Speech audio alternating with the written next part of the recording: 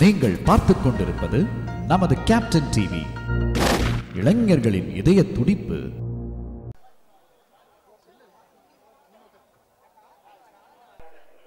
சிறப்பான முறையில் சிறப்புமிக்க தேசிய தலைவர் என்ற தேவர் பெருமான் அவர்களின் வாழ்க்கை வரலாறை சிறப்பான முறையில் எடுக்க உறுதுணையாக இருந்த படக்குழுவுக்கு நன்றியை தெரிவித்துக் கொண்டு, நிகழ்ச்சிக்கு வருகை புரிந்துள்ள அனைத்து பத்திரிகை நண்பர்களையும் வருக என வரவேற்று, மேலும் திரளாக வந்துள்ள அன்பு உள்ளங்கள் அனைவரையும் வருக என வரவேற்று,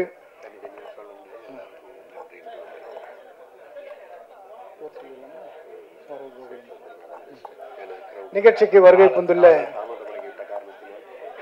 முன்னாள் அமைச்சர் பாசமிகு அக்கா எஸ் கோகுலேந்திரா அவர்களை வருக என வரவேற்று, நிகழ்ச்சிக்கு வருகை புரிந்துள்ள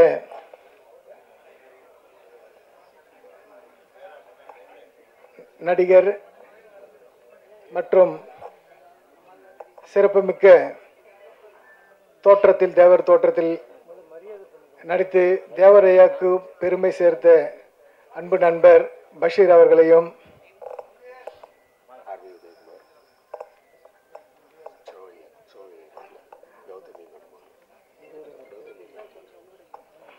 அண்ணன் கலைப்புலி தானு அண்ணன் அவர்களையும், அக்கா கௌதமி ஆக்டர் தலைமை கழக பேச்சாளர் அக்கா அவர்களையும், அண்ணன் உதயகுமார் அவர்களையும், பேரரசு அவர்களையும், மோகன்ஜி அவர்களையும், எஸ்பி சூப்பரண்ட் ஆஃப் போலீஸ் அண்ணன் விஜயகுமார் அண்ணன் அவர்களையும், ஷோ ஐயர் அவர்களையும், இந்த தேவர் தேசிய தலைவர் படத்தை எந்த ஒரு பிழை திருத்தமும் இல்லாமல் எங்களுக்கு உறுதுணையாக இருந்த அண்ணன் நவமணி அண்ணன் அவர்களையும், மேலும் நிகழ்ச்சிக்கு வருகை புரிந்துள்ள பாடலாசிரியர் அன்பு நண்பர் சிநேகன் அவர்களையும், அனைத்திற்கும் மேலாக அன்பு நண்பர் ஆர்கே சுரேஷ் அண்ணன் அவர்களையும், அண்ணன் இங்கே பின்னாடி இருக்கும் எனக்கு தெரியாது பிரிச்சு, என்னுடைய பாசமிகு சகோதரர் மூர்த்தி தேவர் அவர்களையும், நேதாஜியாக நடித்த அன்பு நண்பர் சத்ய அட்வொகேட் சிறப்பாக ஹைகோர்ட்டுடன் சுப்ரீம் கோர்ட் வரை வழக்கை துரிதமாக செயல்படுத்திக் கொண்டிருக்கும் இவர் நேதாஜியாக, இந்த படத்தில் நேதாஜியாக நடித்தவர் தான் நம்ம சத்யகுமார். இதற்கு இவரை நாங்கள் பார்க்கறதுக்கு முன்னாடி நம்ம நண்பர் வெளியிலேருந்து இறக்குமதி ஒருத்தர் பண்ணோம் மும்பையிலிருந்து. ஆனால் அவர் வந்து மிகுந்த ஒரு பொருட்செலவு இருக்கிற மாதிரி காமிச்சிட்டாரு. ஆனால் வந்து அன்பு நண்பர் சத்யகுமார் அட்வொகேட் வந்து அவராக வருவார், அவரே ஃபுட்டெல்லாம் எடுத்துகிட்டு வந்துடுவார், காட்டிட்டு அழகான முறையில் சிறப்பான முறையில், அதாவது எந்த ஒரு தயக்கமும் இல்லாமல் எந்த பகுதியில் இங்கே ஷூட் வந்து சிவகங்கை, அதுபோல் தேனி, அதுபோல் காஞ்சிபுரம், அதுபோல் எந்த பகுதிக்கும் வந்து சிறப்பாக நடித்து கொடுத்து போனார். அவரை வந்து காமிச்சவர் அன்பு நண்பர் பஷீர் தான். அதுபோல் ஆமாம், அதே போல் இதில் அதே போல் ஆப்பு நாட்டு மறவர் சங்க தலைவர் அன்பு நண்பர் டாக்டர் ராம்குமார்ஜி அவர்களை வருக என வரவேற்கிறோம். அதே போல்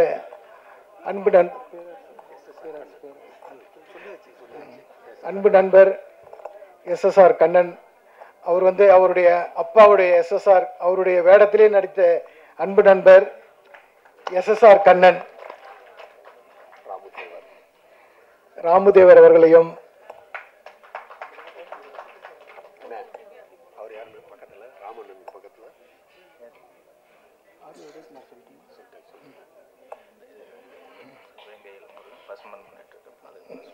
வெங்கையல் வீரா பசும்பொன் முத்துராமலிங்க தேவர் மக்கள் பாதுகாப்பு இயக்கம் தலைவர் அவர்களையும்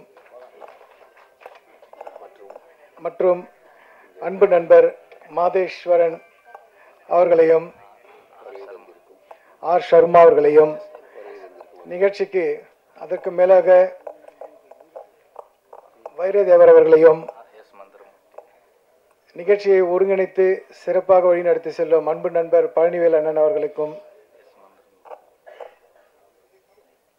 அதே போல மந்திரமூர்த்தி அவர்களையும் அதே போல எங்களுக்கு உறுதுணையாக இருந்த ரத்னவேல் பாண்டியன் சிறப்பான முறையில் நிகழ்ச்சியை வடிவமைத்து கொடுத்த அன்பு நண்பர் அவர்களுக்கும் அனைத்திற்கும் மேலாக என்னுடைய சகோதரி பஷீர் அக்கா அவர்களையும்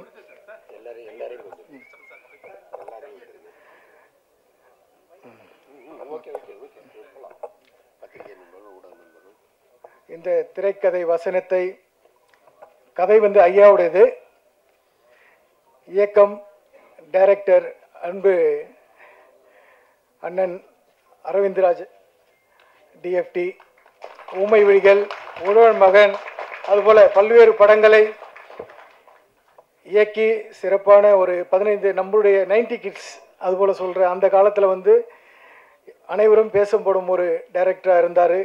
இப்போவும் வந்து பல்வேறு படங்களில் நடித்து இயக்கி கொண்டிருக்கிறார். இந்த படத்தை எந்த ஒரு பிழையில்லாமல் அன்பு பத்திரிகை நண்பர்களுக்கும் அன்பு நண்பர்களுக்கும் இந்த படத்தை வந்து ஐயாவுடைய வாழ்க்கை வரலாறு ஏஆர் பெருமாள் தேவர் ஐயா அவருடைய புத்தகத்தை தழுவியும் அதே போல ஆராய்ச்சியாளர் நவமணி அண்ணன் அவர்களின் வழிகாட்டுதலின்படியும் அண்ணன் அன்பு அண்ணன் டைரக்டர் அரவிந்த்ராஜ் சார் வந்துட்டு எந்த ஒரு பிழை இல்லாமல், அதாவது இந்த படம் வந்து யூ சான்றிதழ் பெற்றிருக்கு என்பதை உங்களுக்கு தெரிவித்துக் கொள்கிறேன். எந்த ஒரு கட்டம் இல்லை, எந்த ஒரு கட்டம் இல்லாமல் யூ சான்றிதழ் பெற்றிருக்குது. எல்லா இடத்துலையும் ஐயோ தேவர் படமா ஏதாவது கான்ட்ரவர்சி இருக்கும் அது இருக்குன்னு சொல்லிட்டு வெளியில் சும்மா பேச்சுவார்த்தை பேசுறது, இதுக்கெல்லாம் முற்றுப்புள்ளி வச்சது ஐயா டைரக்டர் ஐயா தான். அதாவது என்ன இருக்கோ அஸ் பர் ரெக்கார்டு அந்த நாவல் புத்தகத்தை தழுவியும் ஜட்ஜ்மெண்ட்ஸ் முற்காலத்தில் என்ன 1957 என்ன ஜட்ஜ்மெண்ட் என்னென்ன இருந்ததோ அதில் இருக்கிறது தத்ரூபமாக. அதாவது நீங்கள் சாங் பார்த்துருப்பீங்க, ட்ரீசர் பார்த்துருப்பீங்க. மிக சிறப்பான முறையில் இந்த ஜென்ரேஷனுக்கு ஒரு மத நல்லிணக்கத்தை உருவாக்கும் ஒரு படமாக இது அமைஞ்சிருக்கு. இதில் எந்த மாற்று கருத்தும் கிடையாது. மத நல்லிணக்கத்துக்கு ஒரு பெரிய ஒரு படமாக இது இயக்கப்பட்டுள்ளது. இதில் வந்து எந்த ஒரு காட்சிகளும் மிகைப்படுத்தவே கிடையாது. அனைத்து காட்சிகளுமே நடந்தவைகளை எதுவும் சித்தரிக்காமல் செதுக்கப்பட்ட ஒரு காவியம் தொகுப்பு தான் முத்துராமலிங்க தேவர் ஐயாவுடைய சித்தர் ஐயாவுடைய தேசிய தலைவர் தேவர் பெருமான். அதாவது தேவர் பெருமான் நாங்கள் தேசிய தலைவர் நினைச்சோம், தேவர் பெருமான் சொல்லிட்டு ஐயா இளையராஜா ஐயா அவர் வந்து நான் உங்களுக்கு சொன்னனே என்ன டைட்டில் மாற்றலையா? நாங்கள் இல்லை வச்சாச்சு. தேசிய தலைவர் ஐயா வந்து மறைக்கப்பட்ட வரலாறு. அவர் வந்து ஒரு ஜாதிய தலைவரை காமிக்காம ஒரு தேசிய தலைவராக காமிக்கணுன்றதுக்கு காரணத்துக்காக அவர் வந்து ஒரு வட்டத்துக்குள்ள ஒரு குறிப்பிட்ட சமுதாயத்திற்கு மட்டும் அவர் தலைவர் அல்ல, அனைவருக்குமான தலைவர் என்பதை காண்பிக்கும் வகையில் நிரூபிக்கும் வகையில் உண்மைத்தன்மையை கொண்டு வரும் வகையில் இந்த படம் முழுக்க முழுக்க வடிவமைக்கப்பட்டுள்ளது. அதே போல ஐயா அவர்கள் வந்து எந்தெந்த யார் அவரோட பயணித்தார், நேதாஜி ஐயா கூட நட்பு வைத்து அவரை இயக்கங்களும் தொடங்கி பத்திரிகைகளையும் நடத்தி அதுபோல பல்வேறு நிகழ்ச்சிகள் மக்களுக்கு செய்த பொது தண்டுகள் பல்வேறு கிராமங்கள் அவருடைய சொத்துக்கள் எத்தனையோ கிராம சொத்துக்களை வந்து பலதரப்பட்ட மக்களுக்கு பிரித்து கொடுத்தார் என்பதை கதையாகவும் அதே போல அவர் வாழ்க்கையில் வாழ்ந்த எந்த ஒரு காலகட்டத்திலும் அவர் எதையும் மக்களுக்காகவே மட்டும் வாழ்ந்தார், மக்களுக்காகவே சிறை சென்றார். பல ஆண்டுகள் அதிகப்படியாக சிறை சென்ற தலைவர்களில் ஐயாவும் ஒருவர் என்பதை தெரிந்து கொள்ள வேண்டும். அனைத்து தரப்பட்ட மக்களுக்காக தான், அதில் எந்த ஒரு மாற்று கருத்தும் கிடையாது. வரும் தலைமுறைக்கு ஏற்றாற்போல் வரும் தலைமுறைகள் அறிவு சார்ந்து இது இப்படி தான் நடந்திருக்குது, இது இப்படி தான் இருந்திருக்கு. ஐயா வந்து ஒரு குறிப்பிட்ட சமூகத்திற்கும் குறிப்பிட்ட நபருக்கும் சொந்தமில்லை, அனைவருக்கும் சொந்தமானவர் என்பதுதான் தேசிய தலைவரின் படைப்பு. மேலும் இங்கே வருகை புரிந்துள்ள பத்திரிகை நண்பர்கள், ஊடக நண்பர்கள், காவல்துறை நண்பர்கள், ரசிக பெருமக்கள், தேவர் ஐயா அவருடைய அன்பு சொந்தங்கள் அனைவரையும் இருகரப்பும் கூப்பி பொற்பாதங்கள் தொட்டு வணங்கி விடைபெறுகிறேன். நன்றி, வணக்கம்.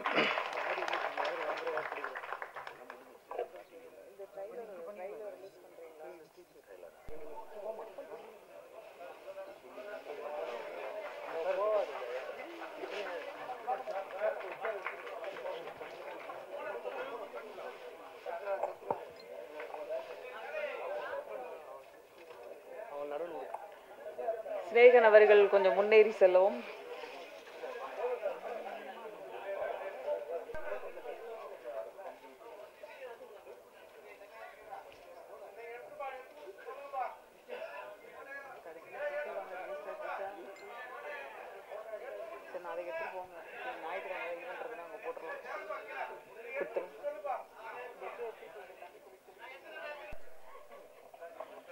கொஞ்சம் எல்லாம் உட்காருங்கப்பா, பேசலாம்.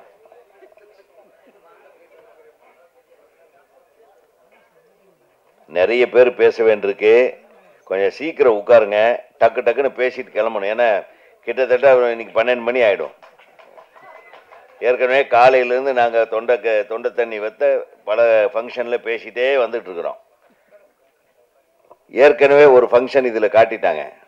அந்த ஒரு ஃபங்க்ஷன் முடிஞ்சு போச்சு. இப்போ அது 2வது ஃபங்க்ஷன். 2வது பட விழாவை நடத்துகிற இந்த நமது தேசிய தலைவர் குழுவுக்கு எனது மனமார்ந்த வாழ்த்துக்கள். இது ஃபங்க்ஷன் நம்பர் 2. இந்த மேடையில் அமைந்திருக்கும் அனைத்து நல் உள்ளங்களுக்கும் எனது நன்றியும் வணக்கமும். தமிழ்நாடு திரைப்பட இயக்குனர் சங்கம் பெருமை கொள்கிறது. ஏன்னா எங்களுடைய இயக்குனர், எங்கள் துணைத் தலைவர் திரு அரவிந்தராஜ் அவர்கள் ஊமை விழிகள் அப்படிங்கிற ஒரு படத்தின் மூலமாக ஒரு மிகப்பெரிய புரட்சியை ஏற்படுத்திய ஒரு இயக்குனர். ஏன்னா அவர் கூட நாங்கள்லாம் அசிஸ்டண்ட்டாக இருந்தோம். அதனால தான் நம்ம பொழப்பு இப்படி ஒரு வழியாக நம்மளுக்கும் ஒரு சான்ஸ் கிடைச்சது சைடில். ஸோ எங்களை எல்லாம் இயக்குநர்களாக வளர்த்து விட்ட அந்த திரைப்படத்தின் மாபெரும் இயக்குனர் திரு ஆர் அரவிந்தராஜ் அவர்கள் சாதாரணமான ஆள் அல்ல. அவங்க பெரியப்பா மிகப்பெரிய பாடலாசிரியர். கடவுள் என்னும் முதலாளி, கண்டெடுத்த தொழிலாளி, விவசாயி, அந்த பாட்டை எழுதினவர் அவர். ஒரு மிகப்பெரிய ஆளுமை மிக்க தமிழார்வம் கொண்ட, ஏன்னா அந்த சுதந்திர போராட்ட காலத்திலிருந்து அவங்கெல்லாம் அந்த குடும்பம் இருந்தது. ஸோ இந்த தேவரையாவுடைய படத்தை இயக்குவதற்கு முழு தகுதியும் உள்ள இயக்குனர் திரு ஆர் அரவிந்தராஜ். நான் அவர் ரொம்ப ரொம்ப அன்பானவர், மென்மையானவர், ரொம்ப சாஃப்ட்டு. அவர் கூட பழக பழக பேசிட்டே இருக்கணும்னு தோணும், அவ்வளவு அன்பானவர். ஏன்னா எனக்கு அவருக்கு நிறைய ரிலேஷன்ஷிப் இருக்கு. எனக்கு முதல்ல பேண்ட் ஷர்ட் எடுத்து கொடுத்தது சினிமாவில் அவர் தான். அது வரையில் நான் பழைய பேண்ட்டையே மாற்றி மாற்றி போட்டிருப்பேன். உண்மையாக சொல்கிறேன், இதெல்லாம் பொய் இல்லை. ஒருத்தர் சிறந்த மனிதராக, சிறந்த இயக்குனராக யார் ஒருத்தன் வரானா, தன்னோட சேர்ந்து கஷ்டப்பட்ட ஒருத்தனும் என்ன மாதிரி ஆகணும்னு யார் ஒருத்தன் நினைக்கிறானா அவன் தான் மிகப்பெரிய இயக்குனர். அந்த வரிசையில் எங்களுடைய குடும்பத்தின் மிகப்பெரிய இயக்குனர் ஆர் அரவிந்தராஜ் அவர்கள் இந்த படத்தை எவ்வளவு கஷ்டப்பட்டு, எனது அருமை தம்பி பஷீர் அவர்கள், அவர்தான் தயாரிப்பாளராக இதை ஆரம்பித்தார் இந்த படத்தை. அவரும் படாத கரணம் போட்டு சொல்லிடுவேன். ஆனா உங்க லுக்கை பார்த்தா கொஞ்சம் பயமா இருக்கு. நான் அவ்வளவு பக்காவா அந்த வேஷத்துக்கு பொருத்தமான ஒரே ஆள் இந்த இந்தியாவிலேயே திரு பஷீர் அவர்களாகத்தான் இருக்கணும். ஏன்னா உண்மையிலுமே, ஆனா அந்த கதாபாத்திரத்தை பண்றாருன்னு சொன்ன உடனேயே அன்னையிலிருந்து அவர் புலால் உண்பதை நிறுத்தி விட்டார். உண்மையிலுமே அது ஒரு பெரிய விஷயம். இந்த படம் ரிலீஸ் வரை இன்னைக்கு வரையிலும் அதை கண்ட்ரோல் பண்ணிக்கிட்டே இருக்கிறோம். சீக்கிரம் ரிலீஸ் பண்ணிடணும். அப்பதான் நம்மளுக்கும் பிரியாணி கிடைக்கும். இல்லை, அவ்வளவு ஒரு ஒரு டெடிக்கேஷன், அவ்வளவு டெடிக்கேஷனோட வந்து இந்த படத்தை ஆரம்பிச்சாரு. அப்பவே பிரம்மாண்டமாக ஆரம்பிக்கப்பட்ட திரைப்படம். அப்புறம் நடுவில் SSR தலைவர் நம்ம எனது நண்பர் சத்யா அவர்கள், அவர் வந்த கடைசியில் இது கொஞ்சம் சூடு பிடிச்சு படம் நிறைவடைந்து, ஒரு நண்பனுக்காக இன்னொரு நண்பன் தோள் கொடுக்குறாங்கன்னு சொல்கிறோமே, அதுதான் இது. அது சாதாரணமான தோள் அல்லங்க, ஒரு மிகப்பெரிய, அதாவது சரித்திரத்தில் இது பொன் எழுத்துக்களால் பொறிக்கப்படுகிற ஒரு திரைப்படம் இது. உண்மையாகவே சொல்கிறேன் நான். சாதாரணமாக யாராலையும் எடுக்க முடியாது. ஏன்னா அவ்வளவு ஸ்ட்ரெஸ்ஃபுல்லாக இருக்கும். கொஞ்சம் கரணம் தப்புனா மரணன்ற மாதிரி. கூடவே ஒரு ஆராய்ச்சியாளர் அண்ணன், யாருங்க, எங்கே அவர் டம்னி அண்ணன், அவர் செட்லேயே நின்றுருப்பார். இல்லைங்க இப்படி இந்த இது தப்புங்க அப்படிம்பாரு. அவரை வச்சுக்கிட்டு இவரை கண்ட்ரோல் பண்ணுறது பெரிய டென்ஷனாக போச்சு அவங்களுக்கு. என்ன தேவரையா அப்படியெல்லாம் பண்ண மாட்டாரும்பார் ஒன்று. ஸோ ஆக கண்ணில் எண்ணெய் ஊற்றிட்டு இல்லை, கண்ணில் எண்ணெய் ஊற்றிட்டு இது கரெக்டாக போய் சேரணும். சரியான தேவரையாவை பற்றியான கண்ணோட்டத்தை, சரியான கண்ணோட்டத்தை மக்களுக்கு கொண்டு போய் சேர்க்க வேண்டும் என்பதற்காக படைக்கப்பட்ட ஒரு படைப்பு தான் இந்த தேசிய தலைவர். நிறைய சொல்கிறாங்க தேவரையான ஜாதி தலைவரே கிடையாது, தேவருக்கும் ஜாதிக்கு சம்பந்தமே இல்லை அப்படின்னு இந்த படம் சொல்லும். நான் பல பஞ்சாயத்து பண்ணியிருக்கேன் நம்ம படங்களில். ஆக மட்டும் 18 பட்டின்னா RV உதயகுமார் எவனு நினைக்காம இருக்க முடியாது. ஏன்னா கோகுலேந்திரா மேடம் உங்களையும் சேர்த்து சொல்லுங்க, நம்ம படங்கள்லாவே ஏன்னா எங்கள் கட்சியில் மிக முக்கிய பொறுப்பில் இருக்கிறவங்க கௌதமி அம்மா அவர்களோட, என்னுடைய அன்பு சகோதரி அவங்க கௌதமி, என்னுடைய படத்தில் 2வது படத்திலேயே ஹீரோயினாக நடித்தாங்க. சிவாஜி சார், சத்யராஜ் சார் நடித்த புதிய வானம் படத்தில். அது மட்டும் இல்லை, நான் எதுக்கு சொல்ல வரேன்னா, இது ஒரு நம்மெல்லாம் படம் எடுத்துருவோம். ஒரு மாமன் மச்சான் கதை, அண்ணன் தங்கச்சி கதை, மாமன் பொண்ணை லவ் பண்ணுற கதையில். இதெல்லாம் அப்படியெல்லாம் பண்ணவே முடியாது. நான் கூட பயந்தேன், அரவிந்த் இது கொஞ்சம் பார்த்துக்கணும், ஜாக்கிரதையாக பண்ணுங்க அப்படின்னா. 2.5 வருஷம் 3 வருஷம் இருக்கும், 2.5 வருஷம் இருக்கும், 3 வருஷம் ஆச்சு. அந்த 3 வருஷம் AVM கார்டன் பெருசாக இருந்தப்போ ஆரம்பிச்சது. இப்போ அதில் பில்டிங் வந்து ஆஸ்பத்திரி ஆகி போச்சு. ஏன்னா அவ்வளவு நாள் எடுத்திருக்காங்க. எதுக்குன்னா அந்த ஆத்தென்டிகேஷன், அந்த நாட்களில் அந்த காலகட்டத்துக்கு கொண்டு போய் ஒரு காட்சி அமைக்கிறதுக்கு செட் ஆகட்டும், மற்ற வடிவமைப்புகளாக அதிகம் செலவும் பண்ண முடியாது. ஏன்னா தயாரிப்பாளர் புதுசு, அவருக்கு எதுவுமே தெரியாது. எதுக்குங்க அவ்வளோ செலவும் பாரு, அவர் இருக்காரு பயங்கர கஞ்சன், அவர் காசே நிறைய பேர்த்துக்கு கொடுக்கல. அதனால அவர் என்ன சொல்றாரு, எங்களுக்கு காசே கேட்காம எல்லாம் பண்ணாங்க அப்படின்ட்டார். ஏன்னா நீங்க எடுத்தது தேசிய தலைவரோட படம், யாருங்க காசு கேட்பா, அவங்க கிட்ட சண்டை போடுவாங்களே என்ன? எல்லாரும் வந்து நடிச்சிருப்பாங்க, தமிழ் இண்டஸ்ட்ரியே வந்து நடிச்சிருக்கும். ஏன்னா சினிமாவை நேசிக்கிற ஒவ்வொருத்தரும் கலைஞர்களுக்கும் இந்த படம் அந்த இவர் அந்த கெட்டப்பில் பார்த்ததுலேருந்தே நான் ஆடி போயிட்டேன். ஓ இது ஏதோ பெரிய லெவலில் இது வரப்போகுதுன்னு.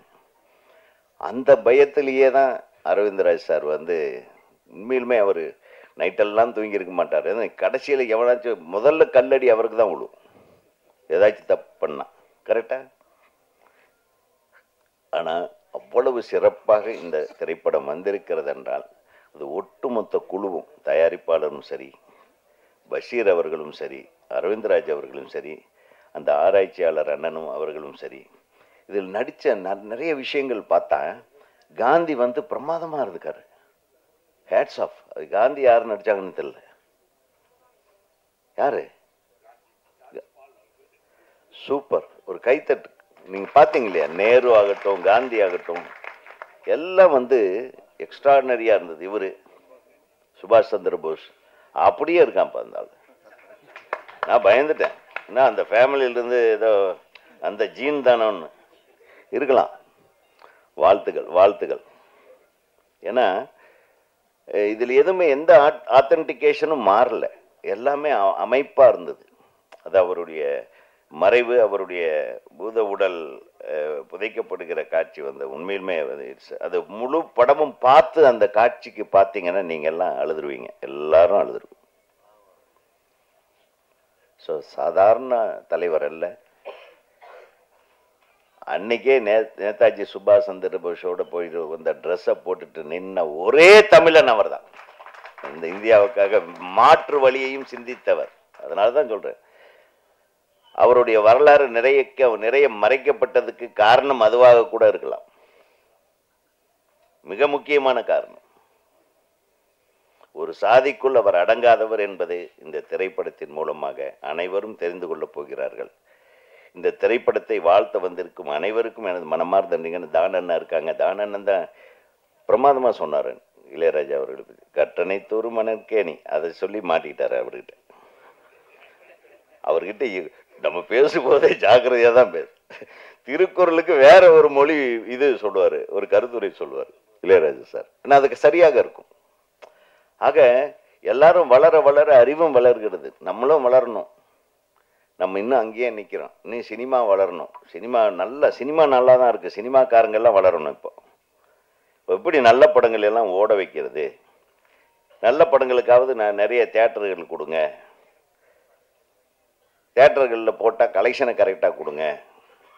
இதுக்காக ஒரு குரூப் போராடிட்டே இருக்கு. நாங்கள்லாம் மேடைக்கு மேடை பேசுகிறேன், எங்களை காப்பாற்றுங்க எங்களை காப்பாற்றுங்கன்னு. தேவரையா படத்தையாவது காப்பாற்றுங்கள் என்று கூறி உங்கள் அனைவருக்கும் நன்றி கூறி விடைபெறுகிறேன். நன்றி, வணக்கம். தமிழ்நாடு திரைப்பட இயக்குநர்கள் சங்கத்தின் சார்பாக தயாரிப்பாளர் திரு சத்யா அவர்களுக்கு நமது செயலாளர், இயக்குனர் சங்க செயலாளர் திரு பேரரசு அவர்கள் பொன்னாடை அணிவிப்பார். நம்ம சங்கத்தின் இனிய நாள் இது.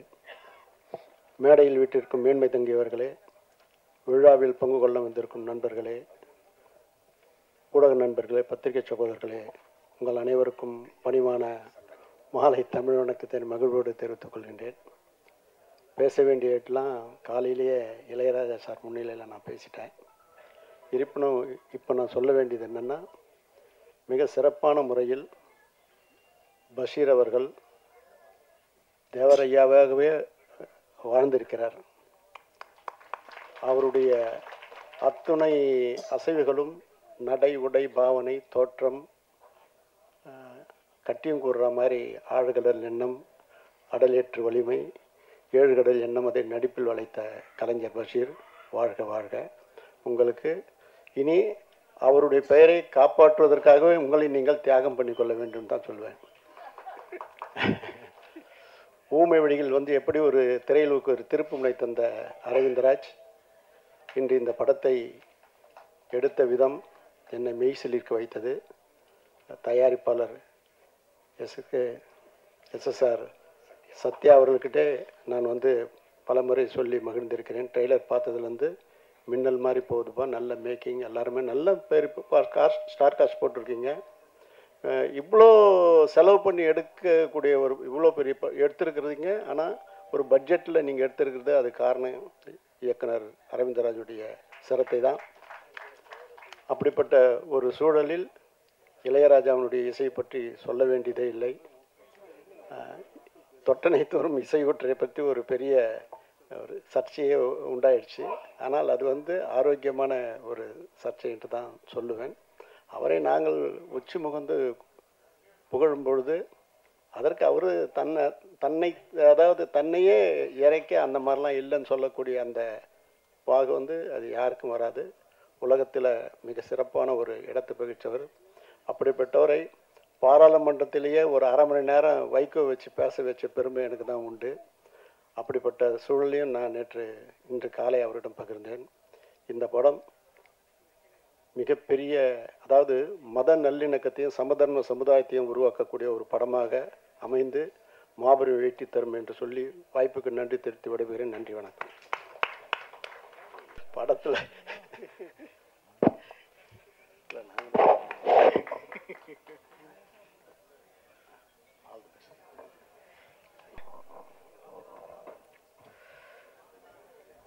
அனைவருக்கும் வணக்கம். தேசிய தலைவர் இசை வெளியீட்டு விழா ரொம்ப நாளாச்சு. பிரசாத் இவ்வளவு கூட்டத்தை பார்த்து, ஆமாம், நிற்க இடம் இல்லை. இவ்வளோ கூட்டத்தை பார்த்ததே நம்மளுக்கு ரொம்ப பெருமையாக இருக்குது. என்னமோ அவர் தேவர் பார்க்குற மாதிரி தான் இருக்குது, ஐயா பார்க்குற மாதிரியே இருக்குது. அவ்வளோ வேச பொருத்தம். இங்கே எல்லாரும் ஒரு சின்ன ஒரு ஐயப்பாடை வெளிப்படுத்தினாங்க. தேவர் திருமணார் பற்றிய படம், இது ஜாதி சம்மந்தப்பட்டதா அப்படின்ட்டு. தேவர் ஐயாவை ஜாதி தலைவர்னா ஒத்துக்கணும். அவர் மனித ஜாதி தலைவர். அவர் தமிழ்நாட்டிலே எல்லா ஜாதிக்கும் அவர் தலைவர். ஒரு ஜாதிக்குள்ள எல்லா ஜாதிக்கும் ஒரு தலைவர். எந்த ஒரு மனுஷன் எல்லாரும் நேசிக்கிறாங்களோ, எல்லா ஜாதி மக்களையும் தன் மக்கள் நினைக்கிறாங்களோ, அவங்க அனைத்து ஜாதி மக்களுக்கும் ஜாதி தலைவர் தான் அவர். அப்படி வாழ்ந்தவர் தான் தேவர் திருமகனார். இதில் ஒரு சிறப்பு ஒன்று வந்து, தேவர் மகன் படம் வந்துச்சு. அதன் பட தயாரிப்பாளர் அந்த சமூகத்தை சேர்ந்தவர் இல்லை, கமலஹாசன். அந்த படத்தின் கதாநாயகன் கமலஹாசன் தேவர் சமூகத்தை சேர்ந்தவர் இல்லை. அந்த படத்தின் இயக்குனர் பரதன் அவர்கள், அவரும் தேவர் சமூகத்தை சேர்ந்தவர் இல்லை. அந்த படத்தில் நடித்த வடிவேலுவாக இருக்கட்டும், நிறைய நடிகர், நாசர், அவர் இஸ்லாமியர். என்னை பொறுத்தவரைக்கும் அதில் தேவராக இருந்தவர் நடிகர் திரு சிவாஜி கணேசன் அவர்கள் தான். அதுக்கடுத்து சங்கிலி முருகன் அவர்கள். 2 பேர் தான். இது எல்லாருமே சமூக சேர்ந்தவர்கள். ஏன்னா ஒரு ஜாதி படம்னா அந்த படத்தின் தயாரிப்பாளர் அந்த ஜாதியாக இருப்பார், அந்த படத்தின் டைரக்டர் அந்த ஜாதியாக இருப்பார். அந்த என்னென்ன ஆமாம்மா, தேவர் மகனை பாருங்க, அவரு அங்கே கரெக்டாக இருக்கார். அவர் நான் தான் மறந்துட்டேன். சில வயசில் கரெக்டாக இருப்பாங்க. நமக்கு அதில் கொஞ்சம் வீக்குனால தேவர் மகனில் கதாநாயகன் நடித்த கௌதமி அவர்கள் அந்த சமூகத்தை சேர்ந்தவர்கள். ஓகேயா? ரேவதி அவர்கள் அந்த சமூகத்தை சேர்ந்தவர்கள். ஓகேயா? அப்புறம் அவர் ரேவதி ரசிகராக இருப்பாங்க, எங்கள் ரேவதி வீட்டிலே இருப்பாங்க. ஏன்னா ஒரு இந்த ஃப்ளோ போய் எனக்கு நான் வந்து பேசுகிற வீக்கு எங்கே விட்டு எனக்கு தெரியாமல் போயிடும். ஜாதி படம்னா அந்த தயாரிப்பு அந்த ஜாதியாக இருக்கணும், இயக்குனர் அந்த ஜாதியாக இருப்பாங்க, கதாநாயகன் அந்த ஜாதியாக ஆளாக பார்த்து போடுவாங்க, வில்லனி அந்த ஜாதிக்காரனாக பார்த்து போடுவாங்க. இப்படி ஒரு ஜாதி படம் எடுக்கும்போது அவங்க ஜாதிகளாக பார்த்து எடுக்கிற படம் தான் ஜாதி படம். தேவர் முன் அப்படி இல்லை. இந்த தேசிய தலைவர் தேவர் திருமணார் வாழ்க்கை வரலாறு எடுக்கிறாங்க. இதில் பார்த்தீங்கன்னா தேவர் நடிக்கிறாருல்ல, அவர் தேவரா? இஸ்லாமியர். அவர் தயாரிப்பாளர் இல்லைன்னு நினைக்கிறேன். இல்லை. இயக்குனர் தேவரா? இல்லை. தயாரிப்பாளர் தேவர் இல்லை, இயக்குனரும் தேவர் இல்லை, கதாநாயகன் நடிச்சா ஐயாவும் தேவர் இல்லை. இது எப்படி ஜாதி படமாகும்? மியூசிக் டைரக்டர் இசைஞானி இளையராஜா, அவர் எல்லாத்துக்கும் பொதுவானவர். அவர் எந்த ஜாதியுமே இல்லை, அவர் மனித இனத்துக்கே பொதுவானவர். அவர் யாருக்கெல்லாம் காது இருக்கோ, மிருகத்துக்கு, பறவைக்கு காது இருக்கு, எல்லாருக்குமே அவர் பொதுவானவர். அவர் அப்போ இசைஞானியும் சமூக சேர்ந்தவர்ல. அப்போ தேவரை பற்றி ஒரு படம் எடுத்துட்டு அதில் இருக்க யாருமே தேவர் இல்லைன்னா அதுதான் தேவரையா. அப்படிதான் அமையும். தேவரையா வந்து உண்மையிலேயே அவங்க ஜாதி மேலே பற்று உள்ளவர், அந்த ஜாதி மேலே வெறி உள்ளவர்னா இங்கே தயாரிப்பாளர், இயக்குனர், நடிகர் எல்லாமே அது ஜாதி அமைஞ்சிருப்பாங்க. அவருக்கு அது இல்லாதனால அந்த ஆத்மா வேலை செய்யும். அந்த ஆத்மா அந்த அவருடைய எண்ணப்படி அந்த ஆத்மா அப்படி தான். இங்கே வெவ்வேறு சமூகத்தை சேர்ந்தவர்கள், வெவ்வேறு மதத்தை சேர்ந்தவர்கள் தேவரையா படத்தில் ஒன்றிணைகிறாங்க. இதுவே மத நல்லிணக்கத்துக்கு சான்று. இதோட சான்று இருக்கு. நான் சத்யா சார் ரொம்ப பாராட்டுறேன். ஒரு தயாரிப்பாளர்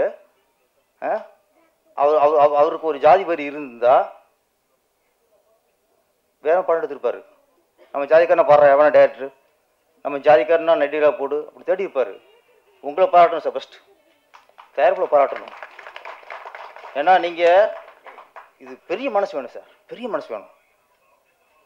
ஒரு பொதுவாக இப்போ சார் சொன்னார் அரவிந்த்குமார் சார், சும்மா ஒரு லவ் ஸ்டோரி, ஒரு ஆக்ஷன் படம், ஒரு காமெடி படம், ஒரு காதல் படம் அப்படிங்கும்போது அதுக்கு யார் வேணும் ப்ரொடியூசராக இருக்கலாம், யார் வேணும் டேரக்டராக இருக்கலாம்.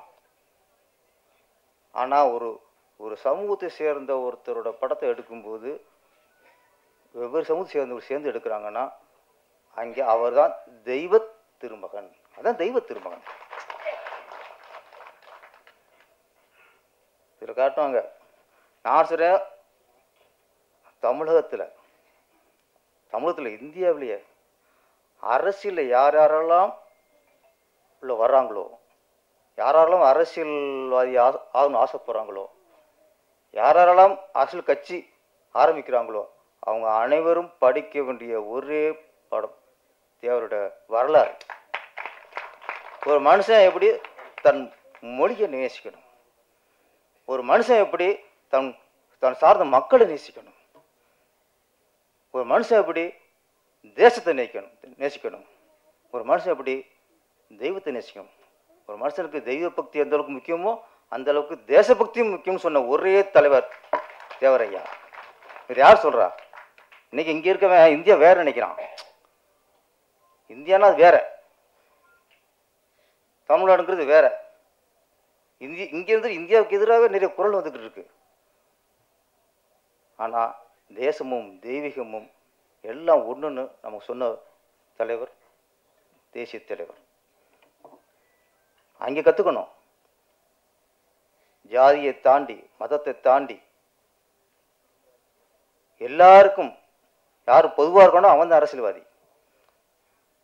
இந்த மக்களுக்காகத்தான் நான் இருப்பேன், இந்த மதத்துக்காகத்தான் நான் போராடுவேன் அப்படின்னா அவன் அரசியல்வாதி இல்லை. அரசியல்வாதி என்பவன் அனைத்து மக்களுக்கும் பொதுவானவன் தான் நல்ல அரசியல்வாதி.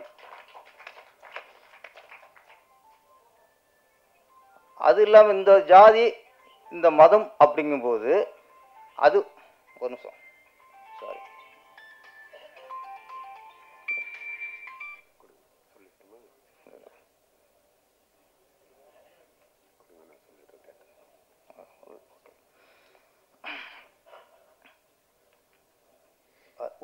ஒரு ஜாதி தலைவராக இருந்தால் நீங்கள் ஒரு ஜாதி மக்களுக்கு நீங்கள் போயிடலாம்.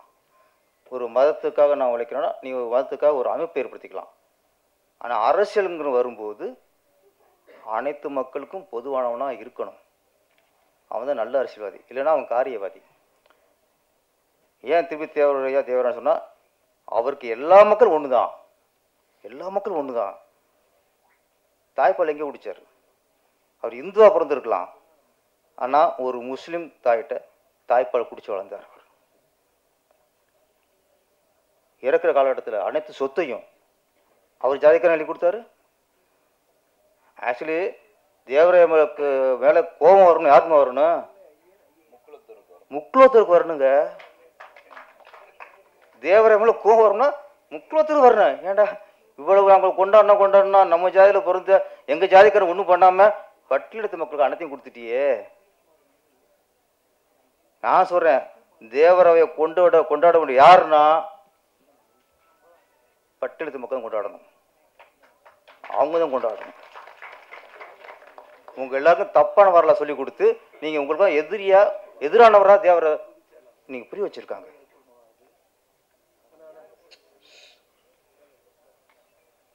அப்போ கோபப்பட வேண்டியது முக்குலத்தோர், கொண்டாட வேண்டிய யாருன்னா பட்டியலத்து மக்கள். அதை புரிஞ்சுக்கும் முதல்ல. இங்கே வா அப்படியே சில அரசியல் வந்து அப்படி மாற்றி போட்டுரும். அதை சொல்கிறதான் இந்த மறைக்கப்பட்ட வரலாறு. இங்கே நிறைய மாற்றப்பட்ட வரலாறு நிறையா இருக்குது, அதுவும் கொண்டு வரணும் அடுத்து. அதனால் யார் தேவர்மான் எப்படி டைட்டில் வைக்க போச்சு, தேவர்னு எப்படி ஒரு ஜாதி பேர் வச்சு கொண்டாட போச்சு. தேவர்மானை பார்த்துட்டு தேவதையா கோவப்படணும். அங்கே தேவரத்தான் கடைசி சொல்றாரு கமலாசன், படிங்கடா காட்ட மாட்டியா? யாரை திட்டுறாங்க கடைசியா? நீங்கள் படம் எடுத்துட்டு கடைசியாக தேவரத்தை திட்டுறாங்க. உங்களுக்கும் கோவம் வருது, தேவருக்குள்ள கோவம் வரணும், முக்குடத்தில் கோவம் வரணும். கடைசியாக தேவர்மன் சில குறிப்புக்கு சொல்கிறேன். பொதுமக்கள் எல்லாம் கொண்டாடிட்டாங்க, எல்லா மக்களுக்கும் தேவர்மனை கொண்டாட பண்ணது. இதில் நிறைய இடங்களில் மீசோட வருவார், சில இடங்களில் மீசு இல்லாமல் வருவார். இல்லை இளமையிலேயே குழப்பம் இருக்கும். ட்ரெயினில் பார்க்கும்போது மீசோட வர்றாரு, மீசு இல்லாமல் வர்றாரு. அந்த மீசை எடுத்த கதை எதுக்காக எடுத்தாரு மீசையை? கேரளா நினைக்கிறேன், கேரளாவில் அது இல்லையா? ஓகே, ஆன்மீகவாதி. ஆமாம், ஆன்மீகத்தில் ஃபுல்லாக ஈடுபட்டதுனால அவர் மீசை எடுத்துட்டார். பெண்களை மதிக்கக்கூடியவர், பெண்களை எல்லா பெண்களை தாயை நினைக்கக்கூடியவர். ஒரு அரசியல்வாதி அப்படி நினைக்கணும், அனைத்து பெண்களையும் ஒரு தாயை நினைக்கணும், சகோதரன் நினைக்கணும். அப்படி நினைச்சவர் தான் தெய்வ திருமகன். நான் சொல்கிறேன், ஒரு நாட்டு மக்களுக்கு சேவை செய்ய வர்றவங்க, அரசியல்வாதியாக வர்றவங்க முதல்ல தேவராகவே முழுக்க தெரிஞ்சுட்டு அவரை படிச்சுட்டு இங்கே உள்ளே வரணும். இந்த ஆக்சுவலி இளையராஜா ஐயா சொன்னாங்களா ரைட்டில் பார்த்து சொல்லி, இதுதான் கரெக்டு. இன்றைக்கி தேசியத்தை நேசிக்கிற ஆள் தலைமை யாரும் இல்லை தமிழ்நாட்டில். எல்லாம் வெவ்வேறு இதில் இருக்காங்க, தேசிய நேசிக்க தலைவர் இல்லை. அதனால் தேசிய தலைவங்கிறது இந்த படத்துக்கு சரியான டைட்டில். ஜாதி வேறுபாடு இல்லாமல் அனைத்து சமூக சேர்ந்தவர்கள் சேர்ந்து தேவர் திருமலையாவுக்கு அவர் புகழை போட்டு மன்னமாக இந்த படத்தை எடுத்ததுக்கு நன்றி. இந்த படம் மிகப்பெரிய வெற்றி அடைய வேண்டும். தொடர்ந்து அடுத்து இந்த மாதிரி சமூக தேவையான படத்தில் நீங்கள் எடுக்க வேண்டும். நன்றி, வணக்கம். அனைவருக்கும் வணக்கம். இயக்குனர் அண்ணன் உதயகுமார் சொன்னது போல் இரண்டாவது நிகழ்வு நடந்துட்டு இருக்கிறதுனால விரிவாகவும் பேச முடியாது, எல்லாத்தையும் பேர் சொல்லியும் வரவேற்க முடியாது. எனவே மேடையில் அமர்ந்திருக்கும் திரை ஆளுமைகள், அரசியல் ஆளுமைகள், சமூக சிந்தனையின் உச்சத்தில் இருக்கின்ற ஆளுமைகள் அனைவருக்கும், எதிரில் அமர்ந்திருக்கின்ற பத்திரிகையாளர்கள், திரையுலக ஊடக நண்பர்களுக்கும் என்னுடைய முதற்க நன்றிகளையும் வாழ்த்துக்களையும் தெரிவித்துக் கொள்வதோடு,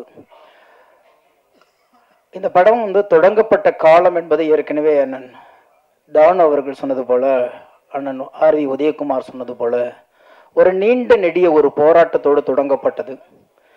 இப்படி ஒரு படம் பண்ண போறோம்னு சொன்ன உடனே முதல்ல ஒரு பாட்டு எடுக்கணும், அந்த பாட்டு எழுதணும்னு முடிவெடுத்து 3வது நாள் தேவர் ஜெயந்தி வருது.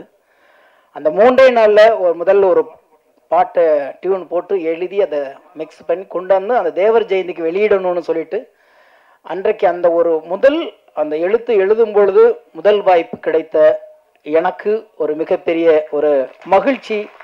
அந்த முதல் புள்ளியில் நானும் ஒரு ஓரத்தில் இருந்திருக்கிறேன் என்று, அதற்கு இயக்குனர் அன்பு அண்ணன் அரவிந்தராஜ் அவர்களுக்குத்தான் நான் நன்றி சொல்லணும். அதுக்கப்புறம் எல்லாரும் பாராட்டப்பட்ட பசீர் அண்ணன், அவரை பார்த்தீங்கன்னா அன்னையிலேருந்து சத்தம் போட்டு கூட பேச மாட்டேங்கிறார். அந்த என்னைக்கு அந்த பாத்திரத்தை ஏற்றுக்கொள்ள ஆரம்பித்தாரோ அந்த காலகட்டத்திலேருந்து அப்படியே மாறுனது தான். அதான் எதுவாக நினைக்கிறாயோ அதுவாகவே ஆகிவிடுவாய் என்று விவேகானந்தர் சொன்னது போல, தன்னை அதற்காகவே அர்ப்பணித்துக் கொண்ட ஒரு மகா கலைஞனாக இன்றைக்கு பசீர் அவர்கள் இந்த திரைப்படத்தில் ஒரு மிகப்பெரிய ஆளுமையோடு இருக்கிறார். இதுக்கெல்லாம் ஒரு பெரிய முத்தாய்ப்பாக இன்றைக்கு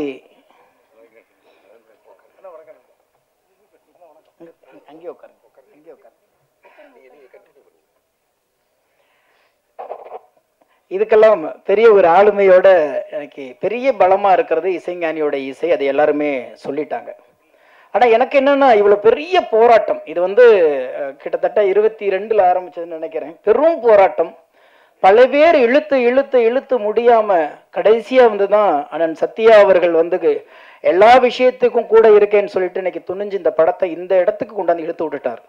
எப்பவுமே ஊர் கூடி தேர் இழுத்தால் அப்படிங்கிற ஒரு வார்த்தையே சந்திலையோ அல்லது எங்கேயோ ஒரு முக்குலையோ அல்லது எங்கேயோ ஓரப்புறத்துலயோ இருக்கிற தேரை இழுத்து தெருவில் விட்டுட்டுன்னு வச்சுங்களேன், அது நிறைய பேர் தொந்தரவா இருக்குன்னு இழுப்பாங்க, இழுத்து பார்க்கலாமே இழுப்பாங்க, ஓடுமானு இழுப்பாங்க. அப்படி அதுதான் வந்து தேரை இழுத்து திருவிழா ஒரு தப்பான ஒரு பழமொழியெல்லாம் இல்லை. அப்படி இந்த மிகப்பெரிய தேவர் மகமா அந்த தேவர் பெருமானுடைய தேரை கொண்டு வந்து இந்த அரங்கத்து வரைக்கும் கொண்டாந்து விட்டுட்டாங்க இந்த குழு.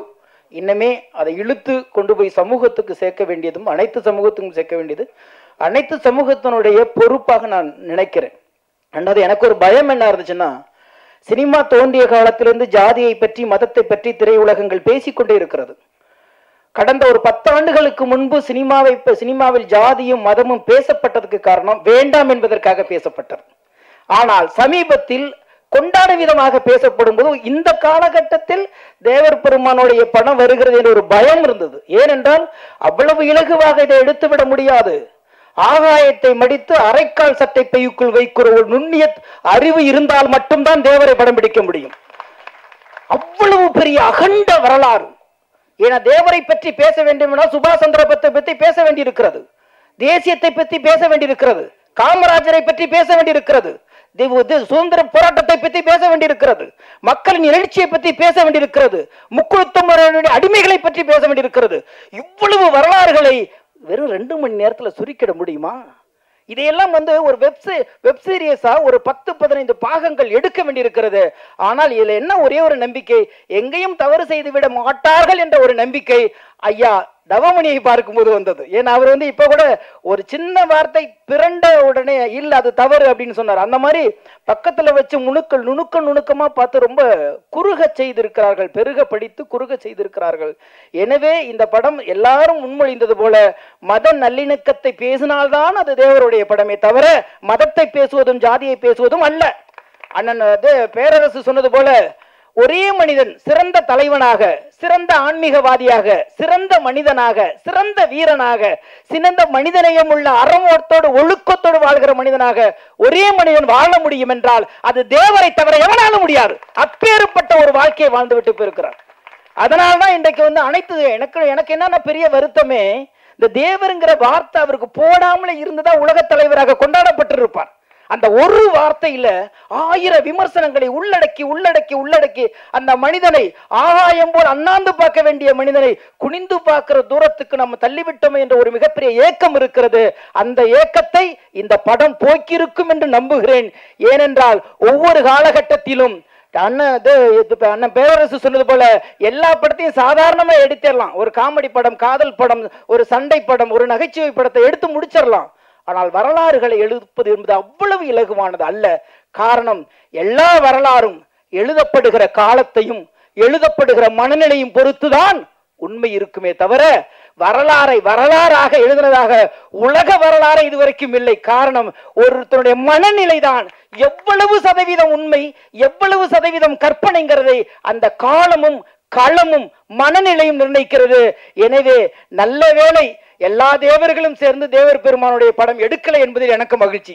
காரணம், அதை கொண்டாடுகிற விதமாக ஏதோ ஒன்று சொல்ல போய் இன்னும் கெட்ட பேரு வந்து இன்னும் அவரை புறந்தள்ளுகிற தலைவராக ஒதுக்காமல் மனித குலத்துக்கான ஒரு தலைவனாக இருந்திருக்கிறார். மிகப்பெரிய மாமேதையாக விழுந்திருக்கிறார், ஒரு ஆன்மீகவாதியாக இருந்திருக்கிறார், சித்தராக வாழ்ந்திருக்கிறார். அப்படி என்றால் என்ன சொல்றது போன இனி தலைவனாக வேண்டும் என்றால் இந்த தலைவனின் வரலாறை படித்தால் வரும் தலைமுறைகள் எப்படி ஒரு தலைமைத்துவம் இருக்க வேண்டும், எப்படி மக்களை அணுக வேண்டும், எப்படி நாட்டை நேசிக்க வேண்டும், எப்படி ஆன்மீகத்தை ஒழுக்கத்தோடு கடைபிடிக்க வேண்டும் என்பதை நிச்சயமாக இவருடைய வரலாறு சொல்லும். அதில் கொஞ்சமாவது இதில் சொல்லியிருப்பார்கள் என்ற நம்பிக்கையோடு விடைபெறுகிறேன். நன்றி, வணக்கம். போற்றி பாரடி பெண்ணே, தேவர் காலடி மண்ணே. இங்கு வருகை தந்திருக்கும் ஊடகம், பத்திரிகையாளர் நண்பர்கள் அனைவருக்கும் என்னோட மனமார்ந்த நன்றியை தெரிவித்துக் கொள்கிறேன். நான் கிட்டத்தட்ட 1.5 வருஷமா நான் எந்த ஆடியோ லான்ச் எந்த இதுவுமே வந்து வெளியே போய் பேசலை. நான் அவர்கிட்ட கூப்பிடும்போது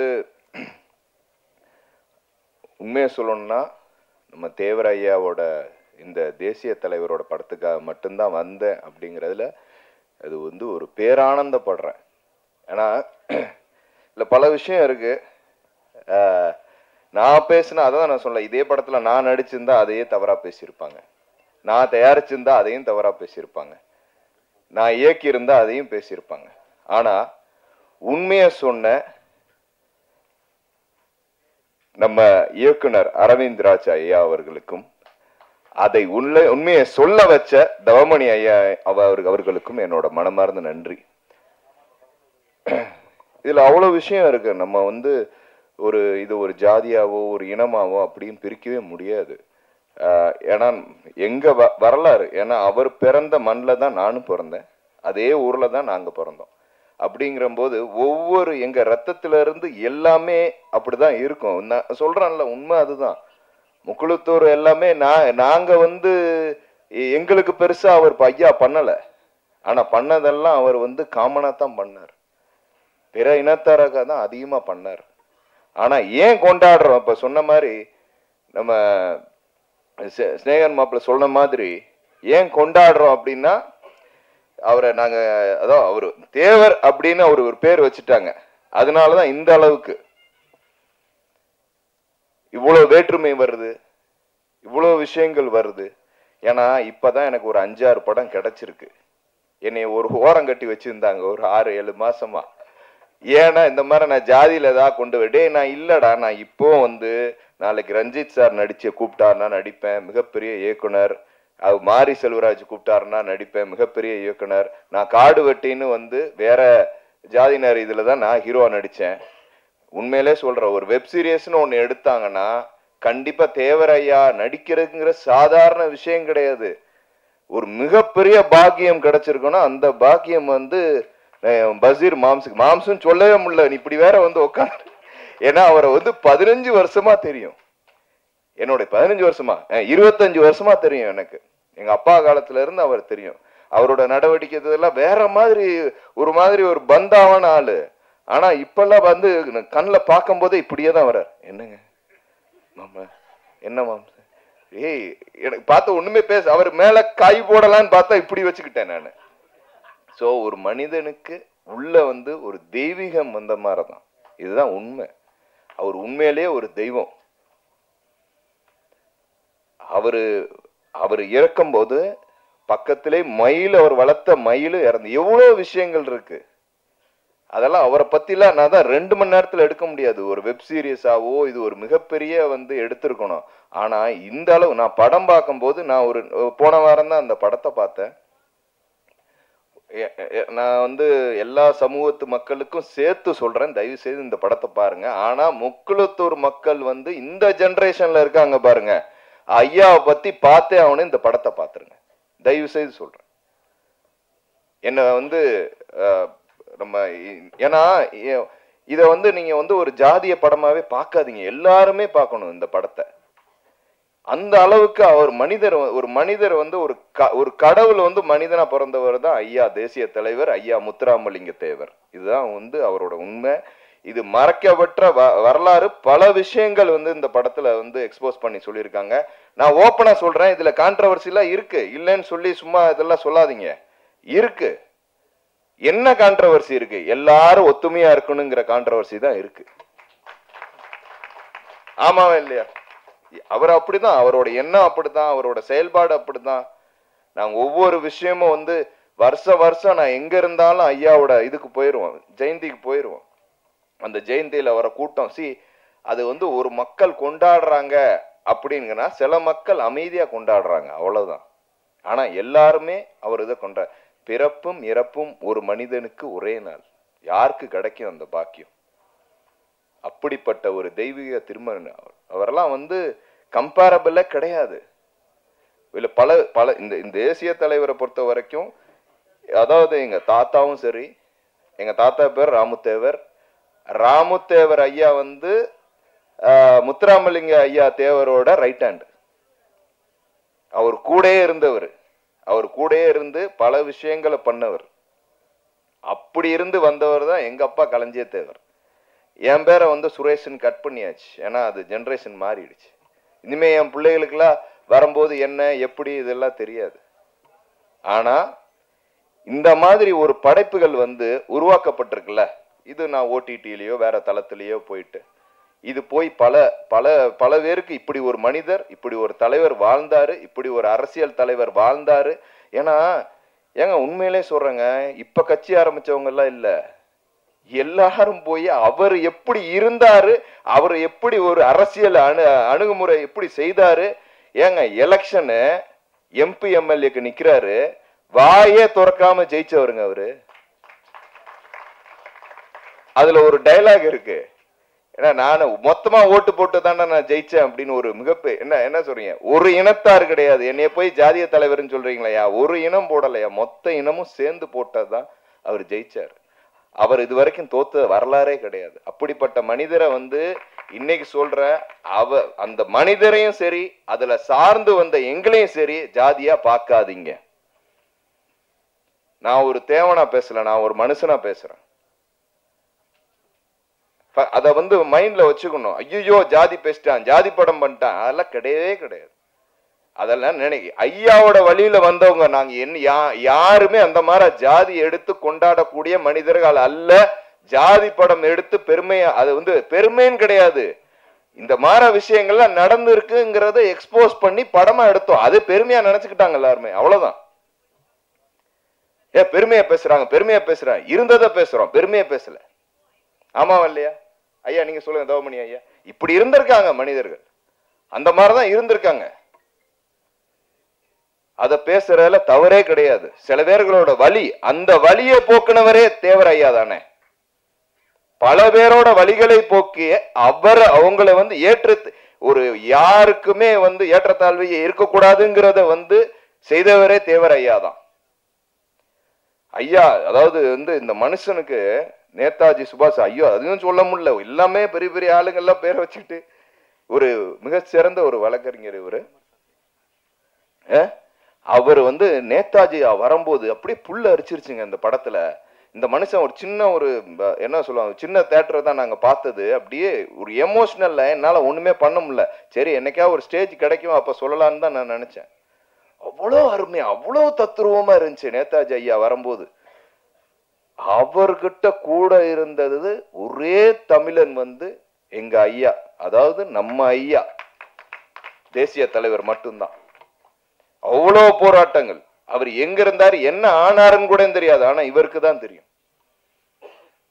இந்த வரலாறுலாம் யாருக்கு தெரியும்? இதெல்லாம் மறைக்கப்பட்டிருக்கு. அவரே மறைக்கப்பட்டிருக்குன்னா இவரே மறைக்கப்பட்டிருக்கு தான் இருந்திருக்கும்.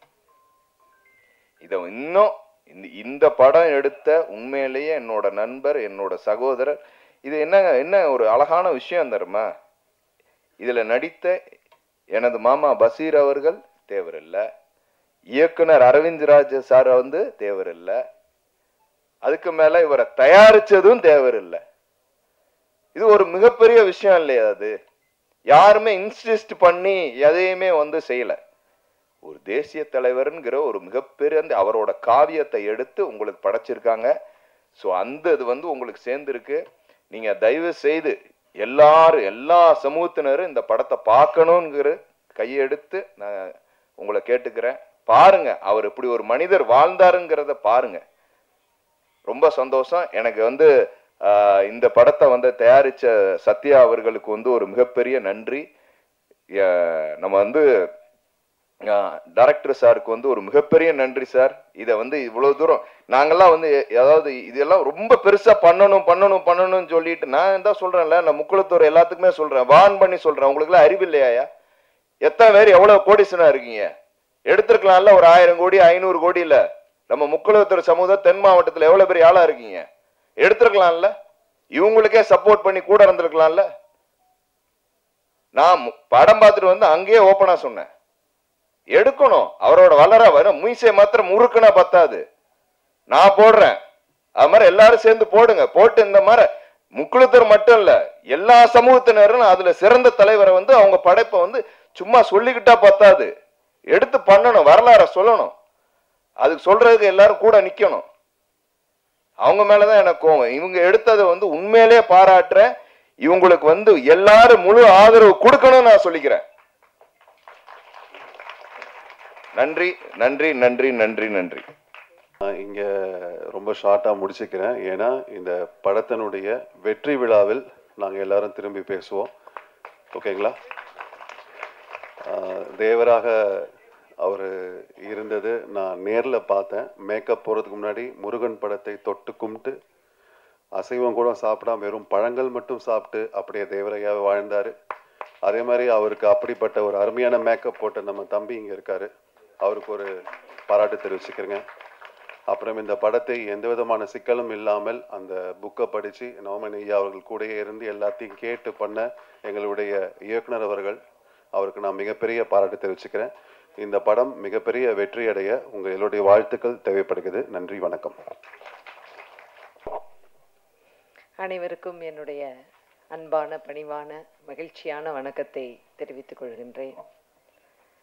மேடையில் இருக்கக்கூடிய அனைத்து மரியாதைக்குரிய பெரியவர்கள்னு சொல்ல மாட்டேன், ஏன்னா எல்லாருமே யங்ஸ்டர், அதனால மரியாதைக்குரிய சகோதரர்கள் சகோதரி அனைவருக்கும் வணக்கத்தை சொல்லி இங்கே வந்திருக்கக்கூடிய எல்லோருக்கும் வணக்கம்.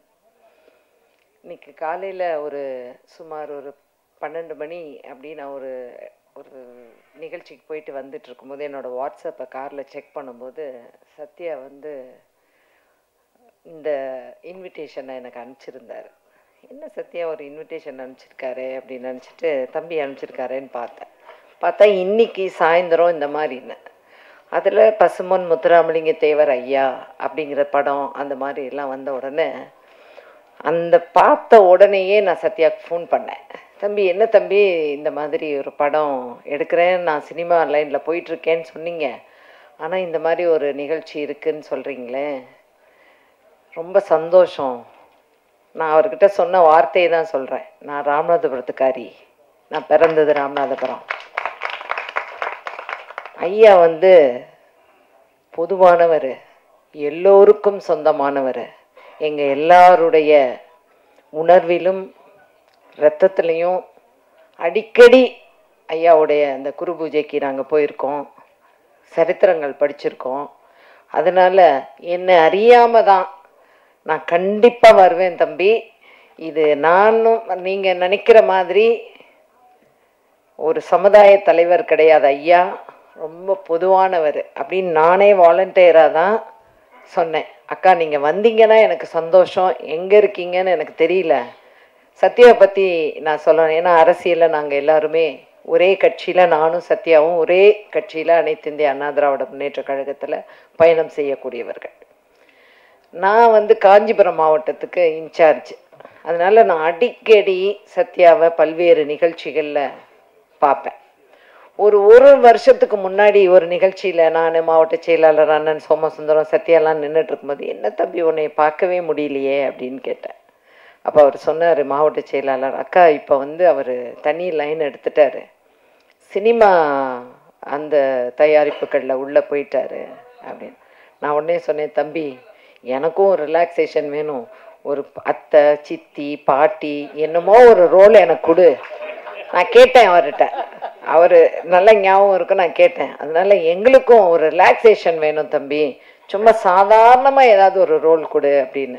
இப்போ நான் சண்டையாக கேட்குறேன், ஒரு சின்ன ஒரு ரோலாவது ஐயாவோட இதில் ஏதோ ஒரு பெண்கள் சம்மந்தப்பட்டதில் நான் இன்னும் பார்க்கல, என்னை சண்டை கூப்பிட்டுருக்காரு இந்த படத்தை பார்க்குறதுக்கு.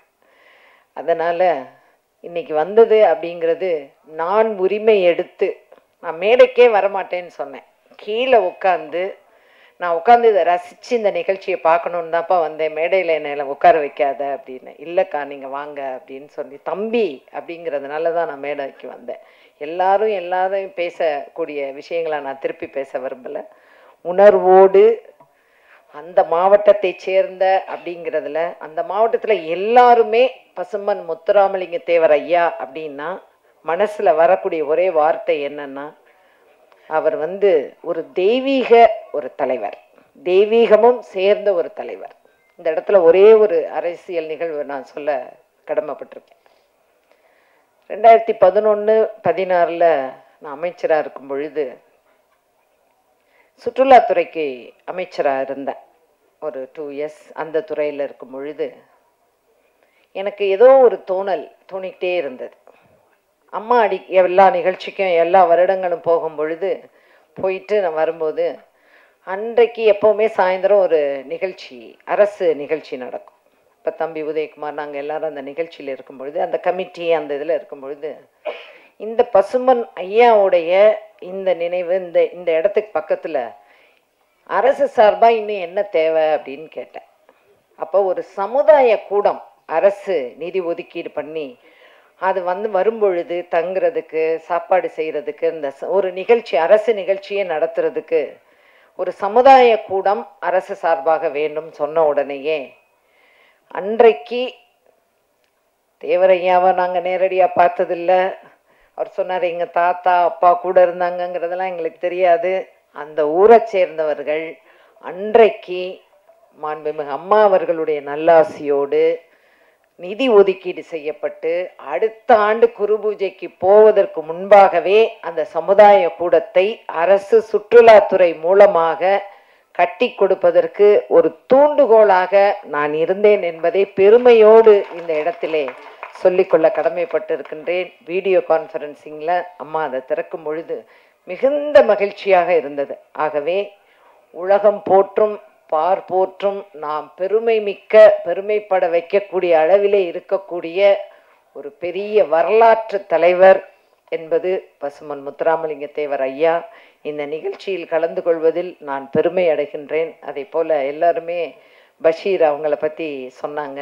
உண்மையிலேயே உங்களை பார்க்கும் பொழுது பசும்பொன் முத்துராமலிங்க தேவர் ஐயா அவர்களை அப்படின்னு நான் அடிக்கடி முன்னாடி திருச்சுழி போவேன். அப்போ அந்த சிவன் கோயிலில் சொல்லுவாங்க, இங்கே தான் இருப்பார் ஐயா, இந்த மயில் இங்கே தான் இருக்கும். ஏன்னா வரலாறுகளை நீங்கள் தெரிஞ்சிருக்கீங்க. நான் நிறைய அந்த கோயில்களுக்கெல்லாம் போயிருக்கேன்.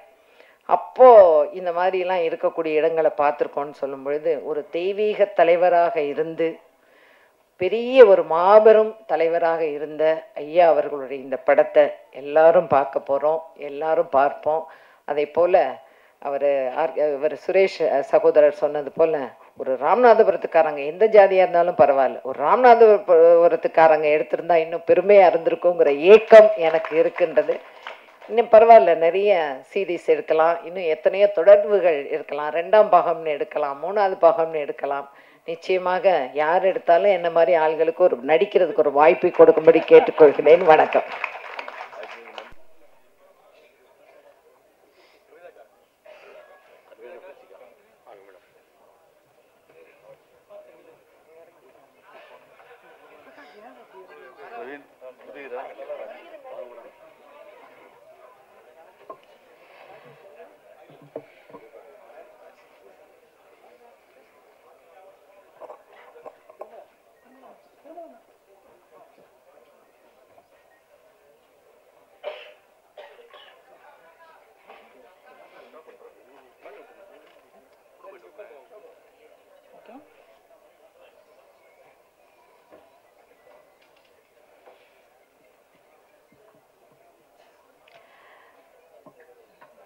ரொம்ப நாளைக்கு அப்புறம் இந்த ஸ்டுடியோக்குள்ளே, இந்த தியேட்டருக்குள்ளே இப்படிப்பட்ட ஒரு நிகழ்ச்சியில் பங்கெடுக்க வந்திருக்கிறேன். மிகவும் மகிழ்ச்சியாக இருக்குது. மேடையில் இருக்கும் பெரியோர்கள், இங்கே வந்திருக்கும் ஊடக மற்றும் பத்திரிகை நண்பர்கள் அனைவருக்கும் என்னுடைய பணிவான மாலை வணக்கங்கள் தெரிவிச்சுக்கிறேன். எனக்கு முன்னால் பேசினவங்க எத்தனையோ கருத்துக்கள் உங்ககிட்ட பகிர்ந்துக்கிட்டாங்க. நானும் எத்தனையோ விஷயங்கள் வியந்து கேட்டு தெரிஞ்சுக்கிறேன். எனக்கு அப்புறமும் பேச போகிறவங்க இன்னும் நிறைய விஷயங்கள் உங்ககிட்ட ஷேர் பண்ண போகிறாங்க. ஆனால் எனக்கு நான் இங்கே இருக்கிறதுக்கு மிக முக்கியமான காரணம் என்னன்னா, தேவரையா தமிழகத்தின் தமிழர்களின் மிக முக்கியமான ஒரு வரலாற்று பங்காக மட்டும் இல்லாமல் வரக்கூடிய தலைமுறைகளுக்கு மட்டும் இல்லாமல் இப்போ இருக்கும் இந்த 3-4 தலைமுறைகளாக தமிழர்களாக வாக்காளர்களாக நம்ம தமிழ்நாட்டின் எதிர்காலத்தை தீர்மானிக்கக்கூடியவங்களாக இருக்கிறவங்களுக்கு ரொம்ப தேவையான ஒரு வரலாற்றை இந்த படத்தின் மூலியமாக மக்கள் மத்தியில் கொண்டு வந்திருக்கிறாங்க அப்படிங்கிற நம்பிக்கை தான் எனக்கு மிகவும் மிகவும் சந்தோஷம் மட்டும் இல்லை, மகிழ்ச்சி மட்டும் இல்லை, அவ்வளோ ஒரு பாராட்டு அவங்களுக்கு தெரிவிக்கணும் அப்படிங்கிற ஒரு எண்ணத்தோட இன்னைக்கு நான் வந்திருக்கிறேன். அதாவதுங்க, ஒவ்வொரு தலைமுறை ஒரு வயசுக்கு வந்து அதுக்கப்புறம் சமுதாயத்தில் ஒரு பொறுப்பான ஒரு பங்கு எடுக்கக்கூடிய ஒரு வயசு வரும்போது எதை வச்சு அவங்களுடைய முடிவுகள் எடுக்கிறாங்க, அவங்களுக்கு வழிகாட்டியாக இருக்கிற அந்த ஐகான்ஸ், அந்த தலைவர்கள் யார் அப்படிங்கிறது வந்து ரொம்ப ரொம்ப முக்கியம். தேவரையா போல ஒரு நிறைய பேர் இங்கே சொல்லியிருக்கிறீங்க, எந்த ஒரு மதத்துக்கும் சேராத அனைத்து தமிழர்களுக்கும் தேசத்துக்கும் சேர்ந்த ஒரு தலைவர் இன்றைக்கு இருக்கிற தலைமுறைகளுக்கு ரொம்ப தேவையான ஒரு வழிகாட்டியான ஒரு தலைவராக இருக்கிறார்கள். இந்த வரலாற்றை, மறைக்கப்பட்ட இந்த வரலாற்றை மறுபடியும் வெளிச்சத்துக்கு கொண்டு வந்து தமிழ்நாட்டுக்கு ரொம்ப தேவையான இந்த நேரத்தில் கொண்டு வந்ததுக்கு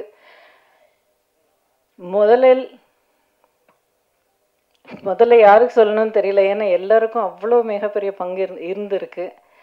தயாரிப்பாளர் அன்பு சகோதரர் திரு SSR சத்யா அவர்களும், இயக்குனர், மூத்த இயக்குனர் மரியாதைக்குரிய திரு அரவிந்த்ராஜ் அவர்களும்,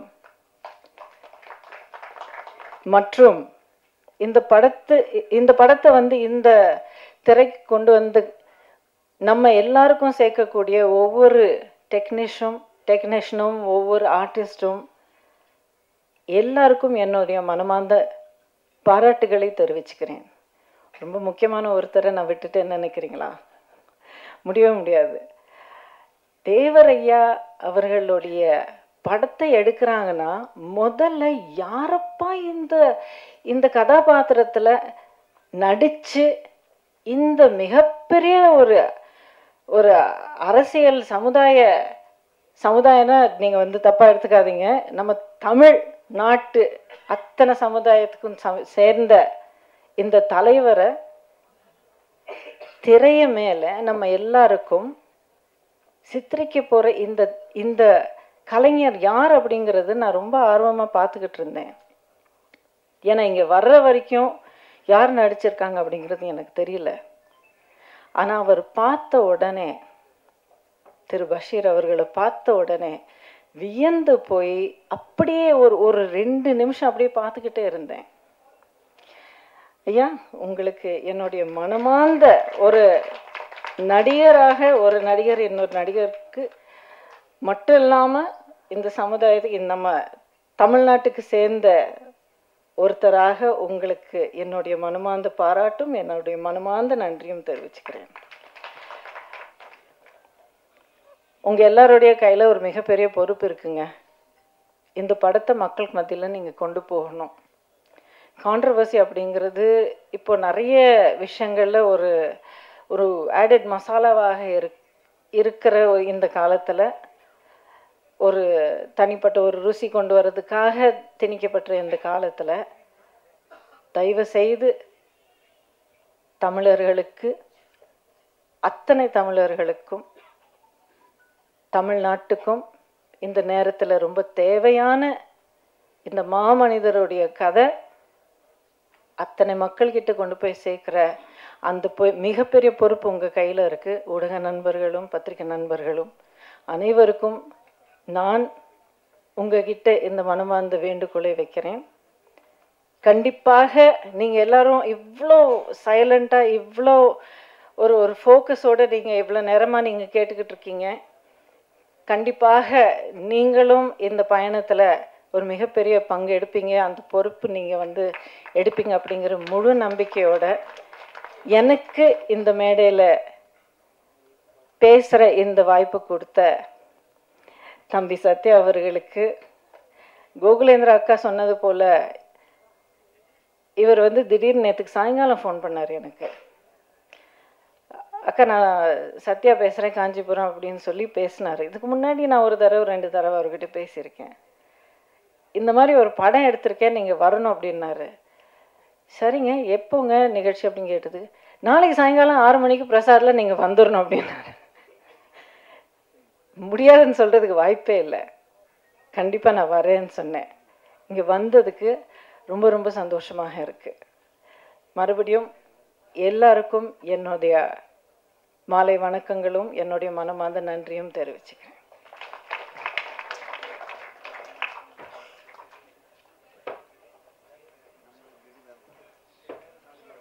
தேங்க்யூ மேம்.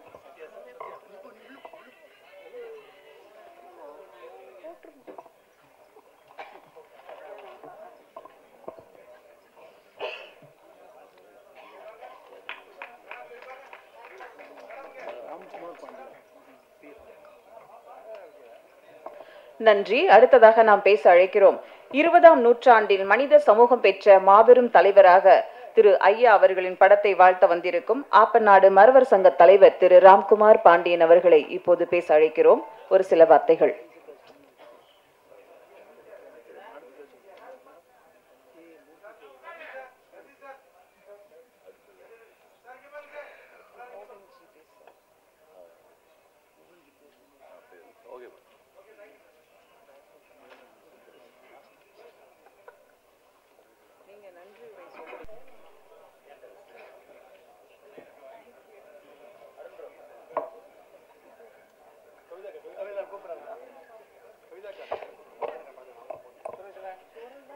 சுதந்திரத்திற்கு முன், சுதந்திரத்திற்கு பின் இங்கே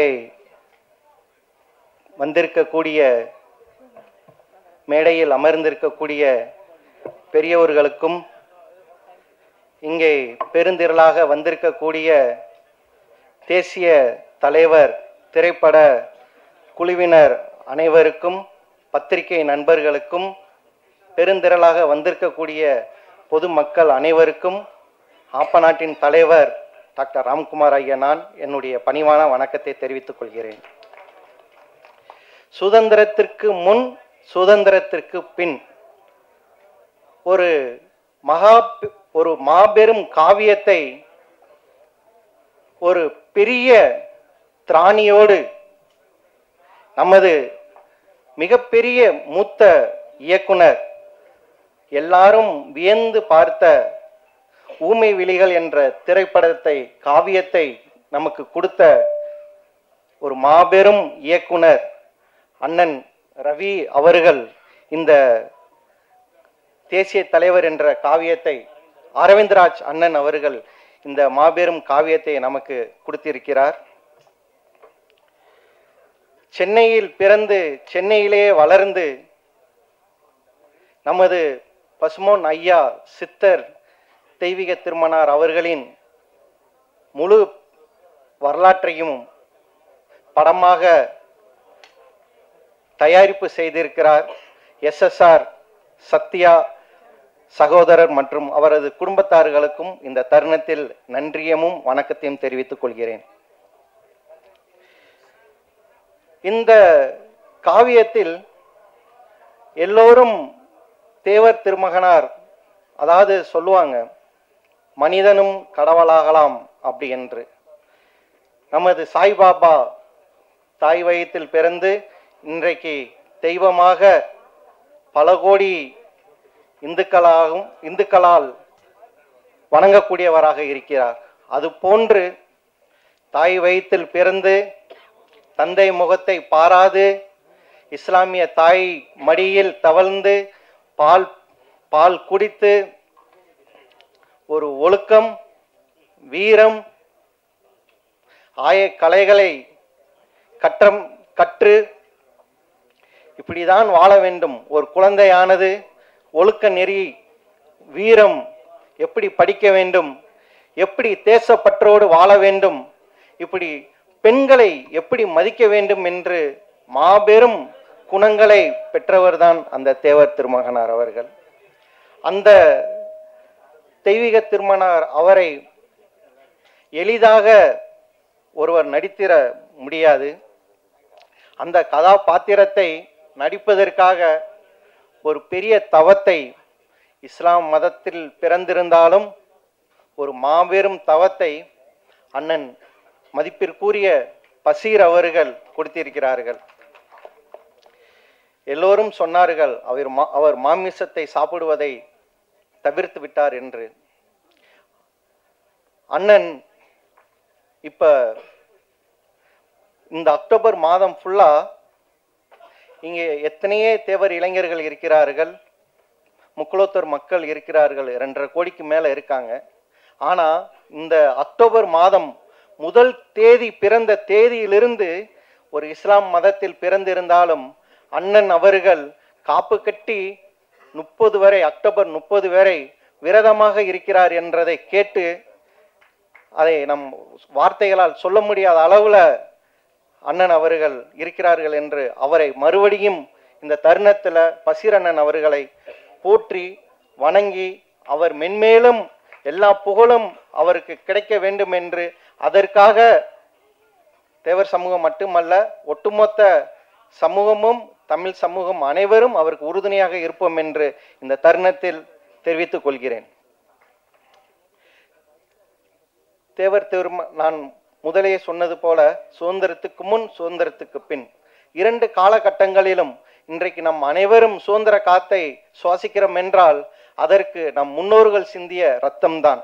அப்படி தெய்வ திருமகனார் சித்தர் அவரை சொல்லும்போது நமது முன்னாள் முதலமைச்சர் காமராஜர் அவர்களையும் இந்த தத்துருவமாக இந்த படத்தில் காணலாம். நமது மகாத்மா காந்தி அவர்களையும் இந்த படத்தில் தத்துருவமாக காணலாம். எல்லோருக்கும் வீரத்தை போதித்த நமது மங்கத்து சிங்கம் அப்பவே ஐசிஎஸ் படித்து ஐசிஎஸ்ஐயும் தூக்கி எறிந்து நாட்டோட சுதந்திரம்தான், நாட்டுடைய சுதந்திரமே என்னுடைய வேட்கை என்று வாழ்ந்த அவருடைய பிறப்பு தெரியும், ஆனால் அவருடைய இறப்பு தெரியாது, இனிமேலும் தெரியாது. தெரியாமலே போன ஒரே ஒரு பெரிய மகான் நமது நேதாஜி சுபாஷ் சந்திர போஸ். அவருடைய ரோலை எடுத்து தத்துரூபமாக நடித்த இங்கே நமது மேடையில் அமர்ந்திருக்கக்கூடிய மூத்த வழக்கறிஞர் அவர்களுக்கும் என்னுடைய வணக்கத்தையும் வாழ்த்துக்களையும் இந்த தருணத்தில் தெரிவித்துக் கொள்கிறேன். நமது அனைத்து தமிழ் சமூக மக்களும் குடும்பமாக ஒரு படத்தை பார்க்க ஒரு சிறந்த படமானது இந்த காலகட்டங்களில் நமது இசைஞானி இளையராஜா அவர்களின் இசையில் ஒரு மாபெரும் காவியம். நமது அண்ணன் அவர் பேசும்போதே ஒரு முத்தாவும், அவர் எளிமையா பார்க்கும்போது சிரிச்ச மணியே இருக்கிறாரு. ஆனா பேசும்போது பார்த்தீங்கன்னா பல வார்த்தைகள், அவர் பேசுற வார்த்தைகள் ஃபுல்லும் கவிதைகளாகவும் ஒரு பெரிய புரட்சியாகவும் வந்துகிட்டே இருக்கு. அப்படிப்பட்ட அன்பு அண்ணன் சினேகன் அவர்களின் வரிகளிலும் பாடல்களாகவும் இந்த இடத்தில் வந்திருக்கு. இத்தனையும் நம்ம அனைத்து மக்களும் இந்த படத்தை குடும்பமாக சென்று இந்த திரை காவியத்தை ஒரு மாபெரும் வெற்றி காவியமாக நம் அனைவரும் நம் திரைக்கு சென்று பார்த்து அவர்களுக்கு ஊக்கமும் அவர்கள் வாழ்ந்த நமக்காக விட்டு சென்ற கருத்துகளையும் நமக்கும் நமது குழந்தைகளுக்கும் நாம் எடுத்துரைக்க இதை ஒரு வாய்ப்பாக எண்ணி நாம் அனைவரும் செயல்படுவோம் என்று இந்த தருணத்தில் கேட்டு, எனக்கு வாய்ப்பளித்த அனைத்து நல்லுள்ளங்களுக்கும், என்னை சிறப்பாக அழைத்த எனது அன்பு மச்சான் ரத்தினவேல் பாண்டியன் அவர்களுக்கும், மேடையில் அமர்ந்திருக்கக்கூடிய எனது சொந்த பந்தங்கள் பெரியவர்கள் அனைவருக்கும் என்னுடைய வணக்கத்தை மறுபடியும் தெரிவித்து நன்றி, விடைபெறுகிறேன். வணக்கம். பத்திரிகையாளர்கள் அனைவருக்கும் இனிய மாலை வணக்கம். மேடையில் இருக்கும் பெரியவர்கள் அத்தனை பேருக்கும், இங்கே வந்திருக்க நிறைய சொந்தங்கள் அத்தனை பேருக்கும் இனிய மாலை வணக்கம். இந்த வருஷம் 2 ஜெயந்தி விழா போல். இந்த படம் 24ஆம் தேதி ரிலீஸ்ன்னு சொல்லியிருக்காங்க. ஸோ 24ஆம் தேதி தேட்டரில் ஒரு ஜெயந்தி விழாவும் 30ஆம் தேதி பசும்பொன்னில் ஒரு ஜெயந்தி விழாவும் நடக்க போகுது. ஏன்னா நான் சென்னையில் பிறந்து வளர்ந்தவன். எனக்கு வந்து மதுரை ரொம்ப தூரமான ஒரு பகுதி தான். இந்த திரௌபதி படம் பண்ணதுக்கு அப்புறம் தான் எனக்கு மதுரையில் இருக்கிற அவ்வளோ பேர் அங்கே ஒரு உறவுகளாக சொந்தங்களாக கிடைச்சாங்க. அந்த வருஷமே நான் வந்து மதுரையில் கலந்துக்கிட்டேன் ஜெயந்தி விழா. அதுக்கப்புறம் வருஷம் தவறாமல் எங்கேயாவது ஒரு இடத்துல கலந்துருவேன். கிண்டி அங்கே அரும்பாக்கம்ல நடக்கும், எங்கேயாவது ஒரு இடத்துல கலந்துருவேன். ரொம்ப பிரமிப்பாக இருக்கும் பார்க்க. என்னென்னா ஒரு வாழ்ந்த மனிதர் இந்த தலைமுறையில், அதாவது அவர் கூட வாழ்ந்தவங்க இன்னும் யாராவது கண்டிப்பாக உயிரோடு தான் இருப்பாங்க. அப்படி இருக்கிற ஒரு நிலையில் ஒரு வாழ்ந்து மறைந்த மனிதருக்கு ஆகம விதிப்படி கோவில் கட்டி இன்றைக்கி போனாலும் அங்கே வந்து ஆரத்தி எடுத்து, நான் போயிருக்கேன் அந்த கோவிலுக்கு பசும்பொன்னில், ஆரத்தி எடுத்து திருநீர் கொடுத்து ஒரு தெய்வமாகவே இன்னும் வணங்கி அவரோட விழாவுக்கு வந்து முளைப்பாரி எடுத்து காவடி எடுத்து பால் குடம் எடுத்து மொட்டை அடித்து ஒரு மனிதனுக்கு இதெல்லாம் வந்து கிடைக்குதுன்னா அவர் எப்படி வாழ்ந்துருப்பார்? அழகு குத்தி எப்படி வந்து பழனியில் முருகருக்கு வந்து விழா எடுக்கிறாங்களோ, விழா எப்படி கொண்டாடுறாங்களோ அதே மாதிரி நிகழ்வுகள் அங்கே நடக்குது. அது ரொம்ப பிரமிப்பாக இருந்தது பார்க்க. எப்படி ஒரு மனிதனை வந்து இப்படி கொண்டாடி இருப்பாங்கன்னா அவர் எப்படி வாழ்ந்துருப்பார்? நிறைய அதுக்கப்புறம் அவரை பற்றி படிச்சிருக்கேன், தேடி படிச்சிருக்கேன். குற்றப்பரம்பரை சட்டத்தை எப்படி அவர் உடைச்சார், வாய்ப்பூட்டு சட்டத்தை எப்படி உடைச்சார். அவருக்கு இப்போ அண்ணன் சொன்ன மாதிரி மீசை இப்படி இருந்தது இல்லாமல் மீசை இல்லாமல் ஏன் திருப்பி உள்ளே வந்தார்? அந்த 2 வருஷம் நடுவில் என்ன பண்ணார்? மதுரை மீனாட்சி அம்மன் கோயிலுக்குள்ள அனைத்து சாதிகளையும் இட்டு போகிறதுக்காக அவங்க சாதி மக்கள் எதிர்த்து எப்படி நின்னார்? இந்த மாதிரி அவரோட பெரிய வரலாறு அது. அதுவும் பிரிட்டிஷ் பீரியடுக்கு முன்னாடி நடந்த ஒரு வரலாறு அது. அதை எப்படி காட்சிப்படுத்தியிருக்க போகிறாங்க? அது ரொம்ப சாதாரண விஷயம் இல்லை. ஷூட் பண்ணணும்னு நினைக்கிறப்ப எழுதுறது ஈஸி, அதை கதையை எழுதிடலாம், நாவலாக எழுதிடலாம், என்ன வேணால் பண்ணிடலாம். ஆனால் திரைப்படமாக்குறது அவ்வளோ சாதாரண விஷயம் இல்லை. அதுக்கு வந்து நிறைய சினிமாவோட அப்படி உள்ள ஊறி இருக்கணும் சினிமா. அந்த மாதிரி கரெக்டான ஒரு டைரக்டர் சூஸ் பண்ணியிருக்காங்க. ஏன்னா அந்த காலத்தில் ஊமை வழிகள், இன்றைக்கி சங்கர் சார் அட்லி அந்த மாதிரி ஒரு டைரக்டர் பண்ணுற மாதிரி ஒரு படம் அந்த காலத்தில் ஊமை வழிகள். அது இப்போ பார்த்தாலும் பிரமிப்பாக இருக்கும். நிஜமாக நிறைய பேருக்கு தெரியாது அந்த படம் பற்றி. 2 நாளைக்கு முன்னாடி கூட காரில் அந்த தோல்வி நிலையை நினைத்தால் பாட்டு கேட்டு, அது எப்போல்லாம் ஏதாவது தலைவர் வருதோ அந்த பாட்டை ட்ராவல் பண்ணுறப்ப கேட்குற வழக்கம் உண்டு. ஸோ கரெக்டான டேரக்டர் சூஸ் பண்ணியிருக்கீங்க.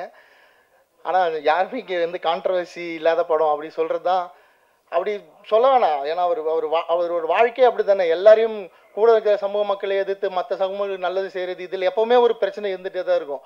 அது தைரியமாக ஒரு உண்மையை சொல்கிறப்ப சில தடங்கல்கள் சில எதிர்ப்புகள் வரதான் செய்யும். அதை வந்து நான் பார்க்க ஆர்வமாக இருக்கேன். திரையில் நான் படிச்சிருக்கேன் தேவராயாவை பற்றி நிறைய. அதை வந்து திரையில் பார்க்க ரொம்ப ஆர்வமாக இருக்கேன். எனக்கு யூ சர்டிஃபிகேட் வாங்கினதில் கொஞ்சம் வருத்தம் தான் சார். நீங்கள் யூஏ வாங்கியிருக்கணும் இந்த படத்தை. அப்படி தான் காட்டியிருக்கணும். அவர் அப்படியே ஒரு சாதாரணமான வாழ்க்கை வாழ்ந்துட்டு போயிடல. மகாத்மா காந்தி அவர்கள் வாழ்ந்த மாதிரி ஒரு வாழ்க்கை வாழல தேவராயா. எவ்வளோ எதிர்ப்புகள், அவர் எவ்வளோ பேர் முதுகில் குத்திருக்காங்க. அவர் அரசியலில் எந்த நிலைமைக்கு போக வேண்டியவர், அவரை வந்து ஏதோ கூட இருந்து சதி பண்ணி அவர் எப்படி வந்து இந்த நிலைமைக்கு போகாமல் இவர் வளர்ந்தாருன்னா நம்ம வளர முடியாதுன்னு தடுத்து நிப்பாட்டினாங்க. அதெல்லாம் சொல்லியிருப்பாங்க. நம்புறேன், பார்ப்போம் திரையில் என்ன தெரிய போகுதுன்னு. நான் படித்தது இதெல்லாம் நான் அங்கே யார்கிட்டையும் கேட்டு தெரியும். மேபி தௌமணி ஐயா சார்கிட்ட இதுக்கப்புறம் கேட்டு தெரிஞ்சுக்கிறேன். எனக்கு ஆசை இப்படியாப்பட்ட ஒரு மனிதனோட வரலாறு வந்து நம்ம படமாக எடுக்கணும்னு ஆசை. ஆனால் இவர் கொடுத்து வச்சிருக்க அண்ணன் எங்கள் இயக்குனர் முன்னோடிக்கு கொடுத்து வச்சிருக்கேன். சந்தோஷம். இதை படைத்தவர்கள் அத்தனை பேருக்கும் வாழ்த்துக்கள். படம் பார்த்துட்டு கண்டிப்பாக என்னோட ஆசையை நான் பூர்த்தி செஞ்சதுக்காக நான் வந்து மோகன்ஜி எடுக்கிறதா இருந்தால் நாங்கள் எல்லாரும் சேர்ந்து ப்ரொடியூஸ் பண்ணுறோம். நான் சொல்லியிருக்கேன்னா நம்ம நான் சொல்கிறேன் திரௌபதி 2 படத்தை வந்து வேலராமூர்த்தி சார் ஒரு முக்கியமான ரோல் பண்ணியிருக்காரு. ராஜா நாராயண சம்பூரர் அப்படின்னு ஒரு கதாபாத்திரம் பண்ணியிருக்காரு. 14 நூற்றாண்டு கதை. ஷூட்டிங் ஸ்பாட்லேயே அவர்கிட்ட சொன்னேன், ஐயா நீங்கள் நடித்து முடிச்சுட்டு போகிறதோட விட்டுறக்கூடாது, எனக்கு ஒரு கதை எழுதி கொடுக்கணும். அது இந்த கதை எப்போ நடந்துருக்கணும் தென் மாவட்டத்தில் அப்படின்னா தேவராயா வாழ்ந்த சமயத்தில் நடந்துருக்கணும். அந்த கதையில் தேவராயா ஒரு கதாபாத்திரம் எனக்கு வேணும். ஏன்னா அவர் ஒரு வாழ்க்கை வரலாறு படம் எடுத்துட்டாங்க, அதை மறுபடியும் பண்ண முடியாது. அவர் சமகாலத்தில் வாழ்ந்தப்போ நடந்த ஒரு பெரிய நிகழ்வு எனக்கு வந்து கதையை எழுதி கொடுங்க, நான் அதை டைரக்ட் பண்ணுறேன்னு அவர்கிட்ட கேட்டிருக்கேன். ஒரு கதை எழுத ஆரம்பிச்சிட்டாருண்ணே.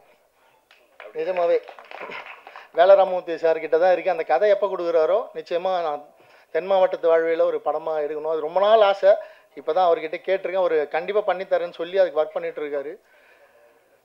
ஸோ ஏன் ஐயா ரொம்ப பிடிக்கும் அப்படின்னா, எனக்கு தேசியத்தின் மீதும் தெய்வகத்தின் மீதும் ரொம்ப பெரிய நம்பிக்கை உண்டு. அந்த வார்த்தையை கேட்டது அவர்கிட்ட இருந்து தான்.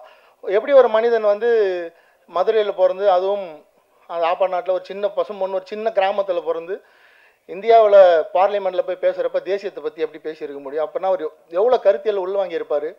இந்த தலைமுறையில் இருக்கிற தலைவர்கள் யாருமே விவேகானந்தர் ஐயாவை பற்றி பேசுகிறதே இல்லை. விவேகானந்தர் ஐயாவை மறந்துட்டாங்க. அவர் காவி உடை போட்டிருக்கிறதால என்னன்னு தெரில. அவரை பற்றி இந்த தலைமுறை அரசியல்வாதிகள் பேசுகிறதே இல்லை. ஆனால் அன்னைக்கு மதுரையில் விவேகானந்தர் ஐயாவை தெரியும்னா அதுக்கு காரணம் தேவர் ஐயா தான். அவர் தான் அவரை பற்றி அவ்வளோ விஷயங்கள் மக்கள்கிட்ட கொண்டு போய் சேர்த்துருக்காரு. நேதாஜி சுபாஷ் சந்திரபோஸ் ஐயான்னு ஒருத்தர் தெரியினாலும் அது காரணம் தேவர் ஐயா தான். இல்லைனா அவர் வடநாட்டு தலைவராகவே கடைசி வரைக்கும் இருந்திருப்பார். இன்றைக்கி நேதாஜி சுபாஷ் சந்திரபோஸ் எங்கே பிறந்தாருன்னு கேட்டால் என்ன சொல்லுவாங்க? மதுரையில் பிறந்தாருன்னு தான் சொல்லுவாங்க. அப்படி தான் நினச்சிட்டு இருந்தேன். நான் ஒரு 11th 12th படிக்கிறப்ப அப்படி தான் நினச்சிட்டு இருந்தேன். ஒரு நேதாஜி சுபாஷ் சந்திரபோஸ் நம்ம ஊரில் தமிழர் போல். அது காரணம் தேவர் ஐயா. அன்றைக்கி அந்த கருத்தியல் உள்வாங்கி இருக்காரு. இந்த நாட்டுக்காக விடுதலை கிடைக்கணும், நம்ம அதுக்கு ஒரு தலைவரை தேர்ந்தெடுக்கணும். அவர் வடநாட்டுக்காரராக இருந்தார், யாராக இருந்தாலும் பிரச்சனை இல்லை. அவரோட கருத்து எப்படி இருக்குது, அதிரடியாக தான் நம்ம சொந்தத்தை வாங்கணும் முடிவு பண்ண ஒரு அதிரடியான மனிதன் அவர். அவர் வந்து ஒரு 2 வருஷம் போயிட்டு திருப்பி இறை நம்பிக்கை ஏற்றுட்டு வரப்போ தான் அந்த மியூசியம் அழிச்சது. நான் படித்த வரலாறுங்க ஐயா, அது சரிண்ணா. ஸோ அதுதான் நான் படித்த வரலாறு. ஸோ அவர் அதுக்கப்புறம் வந்ததுக்கப்புறம் அந்த மென்மையான வாழ்க்கை வாழ்ந்தது தான் தெய்வீகமான வாழ்க்கை. இந்த பாட்டில் பார்க்குறப்ப அது தெரியுது. அவர் சித்தரா அவரை வந்து புதைக்கிறப்ப விதைக்கிறப்ப அந்த தலை சாயிறப்ப நல்ல ஷாட்னு அது. அவர் கழுத்தில் அடித்து நீங்கள் சாயக்கூடாதுன்னு சொன்னதால தான் இன்றைக்கி அந்த மதுரை மாவட்டம் முழுக்க அந்த சமுதாயம் தலை நிமிர்ந்து இருக்குது இன்றைக்கி வரைக்கும்.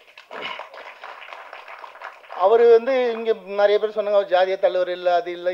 இருந்தால் என்ன தப்பு? அவர் சொல்லி கொடுத்துட்டு போன அந்த மரியாதை அந்த பாசமும் இன்றைக்கி வரைக்கும் கடத்தி வந்துட்டுருக்குல்ல. நம்ம ஒரு விழாவுக்காக மதுரைக்கு போனால் பயமாக இருக்கும் இவங்க வந்து நம்மளை ட்ரீட் பண்ணுறது பார்த்து. நான் சாப்பிட உட்காந்தா சுற்றி 20 பேர் நிற்பாங்க. டேய் அந்த பொரியல் வை, இதை போடு. நான் பசி அனுப்ப தீர்ந்துச்சு சொன்னால் கூட 2 வேளை எக்ஸ்ட்ரா போட்டு சாப்பிட்டு இது வரைக்கும் ரொப்பி அனுப்புனா தான் அவங்களுக்கு சந்தோஷம் வரும். அந்த மாதிரி விருந்தோம்பல் பண்ணக்கூடிய ஒரு மக்கள், அதை சொல்லி கொடுத்துட்டு போனவர் அவர் தானே. அந்த மக்கள் அப்படி தானே பழகி வச்சிருக்காரு. நீங்கள் வம்பு பண்ணால் அவங்க திரும்பி வம்பு பண்ணுறாங்க. யாரும் சும்மா இருப்பா? ஒருத்தர் போய் வம்பு பண்ணால் எந்த சமுதாயம் சும்மா இருக்கும்? தமிழ்நாட்டில் அவ்வளோ அமைதியான சமுதாயம் ஏதாவது இருக்கா தமிழ்நாட்டில்? அதெல்லாம் தப்பு. ஏன்னா நான் பார்த்துருக்கேன். தோ மூர்த்தி என்ன பக்கத்தில் இருக்காரு சாட்சி. அவர் ஆஃபீஸுக்கு போன ஒரு நாள் எங்களை எப்படி பயமுத்தினாருன்னு கேளுங்க. சுற்றி அவங்க ஆஃபீஸ் ஸ்டாஃப் 50 பேர், நாங்கள் 5 பேர் தான் போனோம். அதை தான் சொல்கிறேன். அதை சொல்லி கொடுத்தது யார்? அந்த அன்பு அந்த மரியாதையை சொல்லி கொடுத்தது யார்? திருமார் அண்ணன், ஆர்கே சுரேஷ் அண்ணன் வந்தவொடனே கட்டி பிடிச்சி பேச வைக்கிறது. இதெல்லாம் சொல்லி கொடுத்தது யார்? அவர் தூத்துக்குடியில் அண்ணன் இருக்கார் ஒருத்தர், எசகி ராஜா அண்ணன். இந்த ரத்னவேல் பாண்டிய அண்ணன் இருக்கார். என்னை கூப்பிட்டு மதுரை ஃபுல்லாக ஊராக சுற்றினவர். கூட பிறந்த அண்ணன் மாதிரி. இப்போ எனக்கு இந்த 20 நாள் கஷ்டப்பட்டு இந்த படத்தை கூப்பிட்டு வந்தார். அவ்வளோ பிரச்சனையான படத்தையும் கூப்பிட்டு வந்தார். அண்ணன் தேட்டருக்கு கூப்பிட்டு போயிடுங்க, நல்லபடியாக படத்தை கொண்டு போய் சேர்த்துருங்க. எப்படியாவது ஒரு 300 தேட்டருக்கு கொண்டு போய் போட்டுருங்க அந்த படத்தை.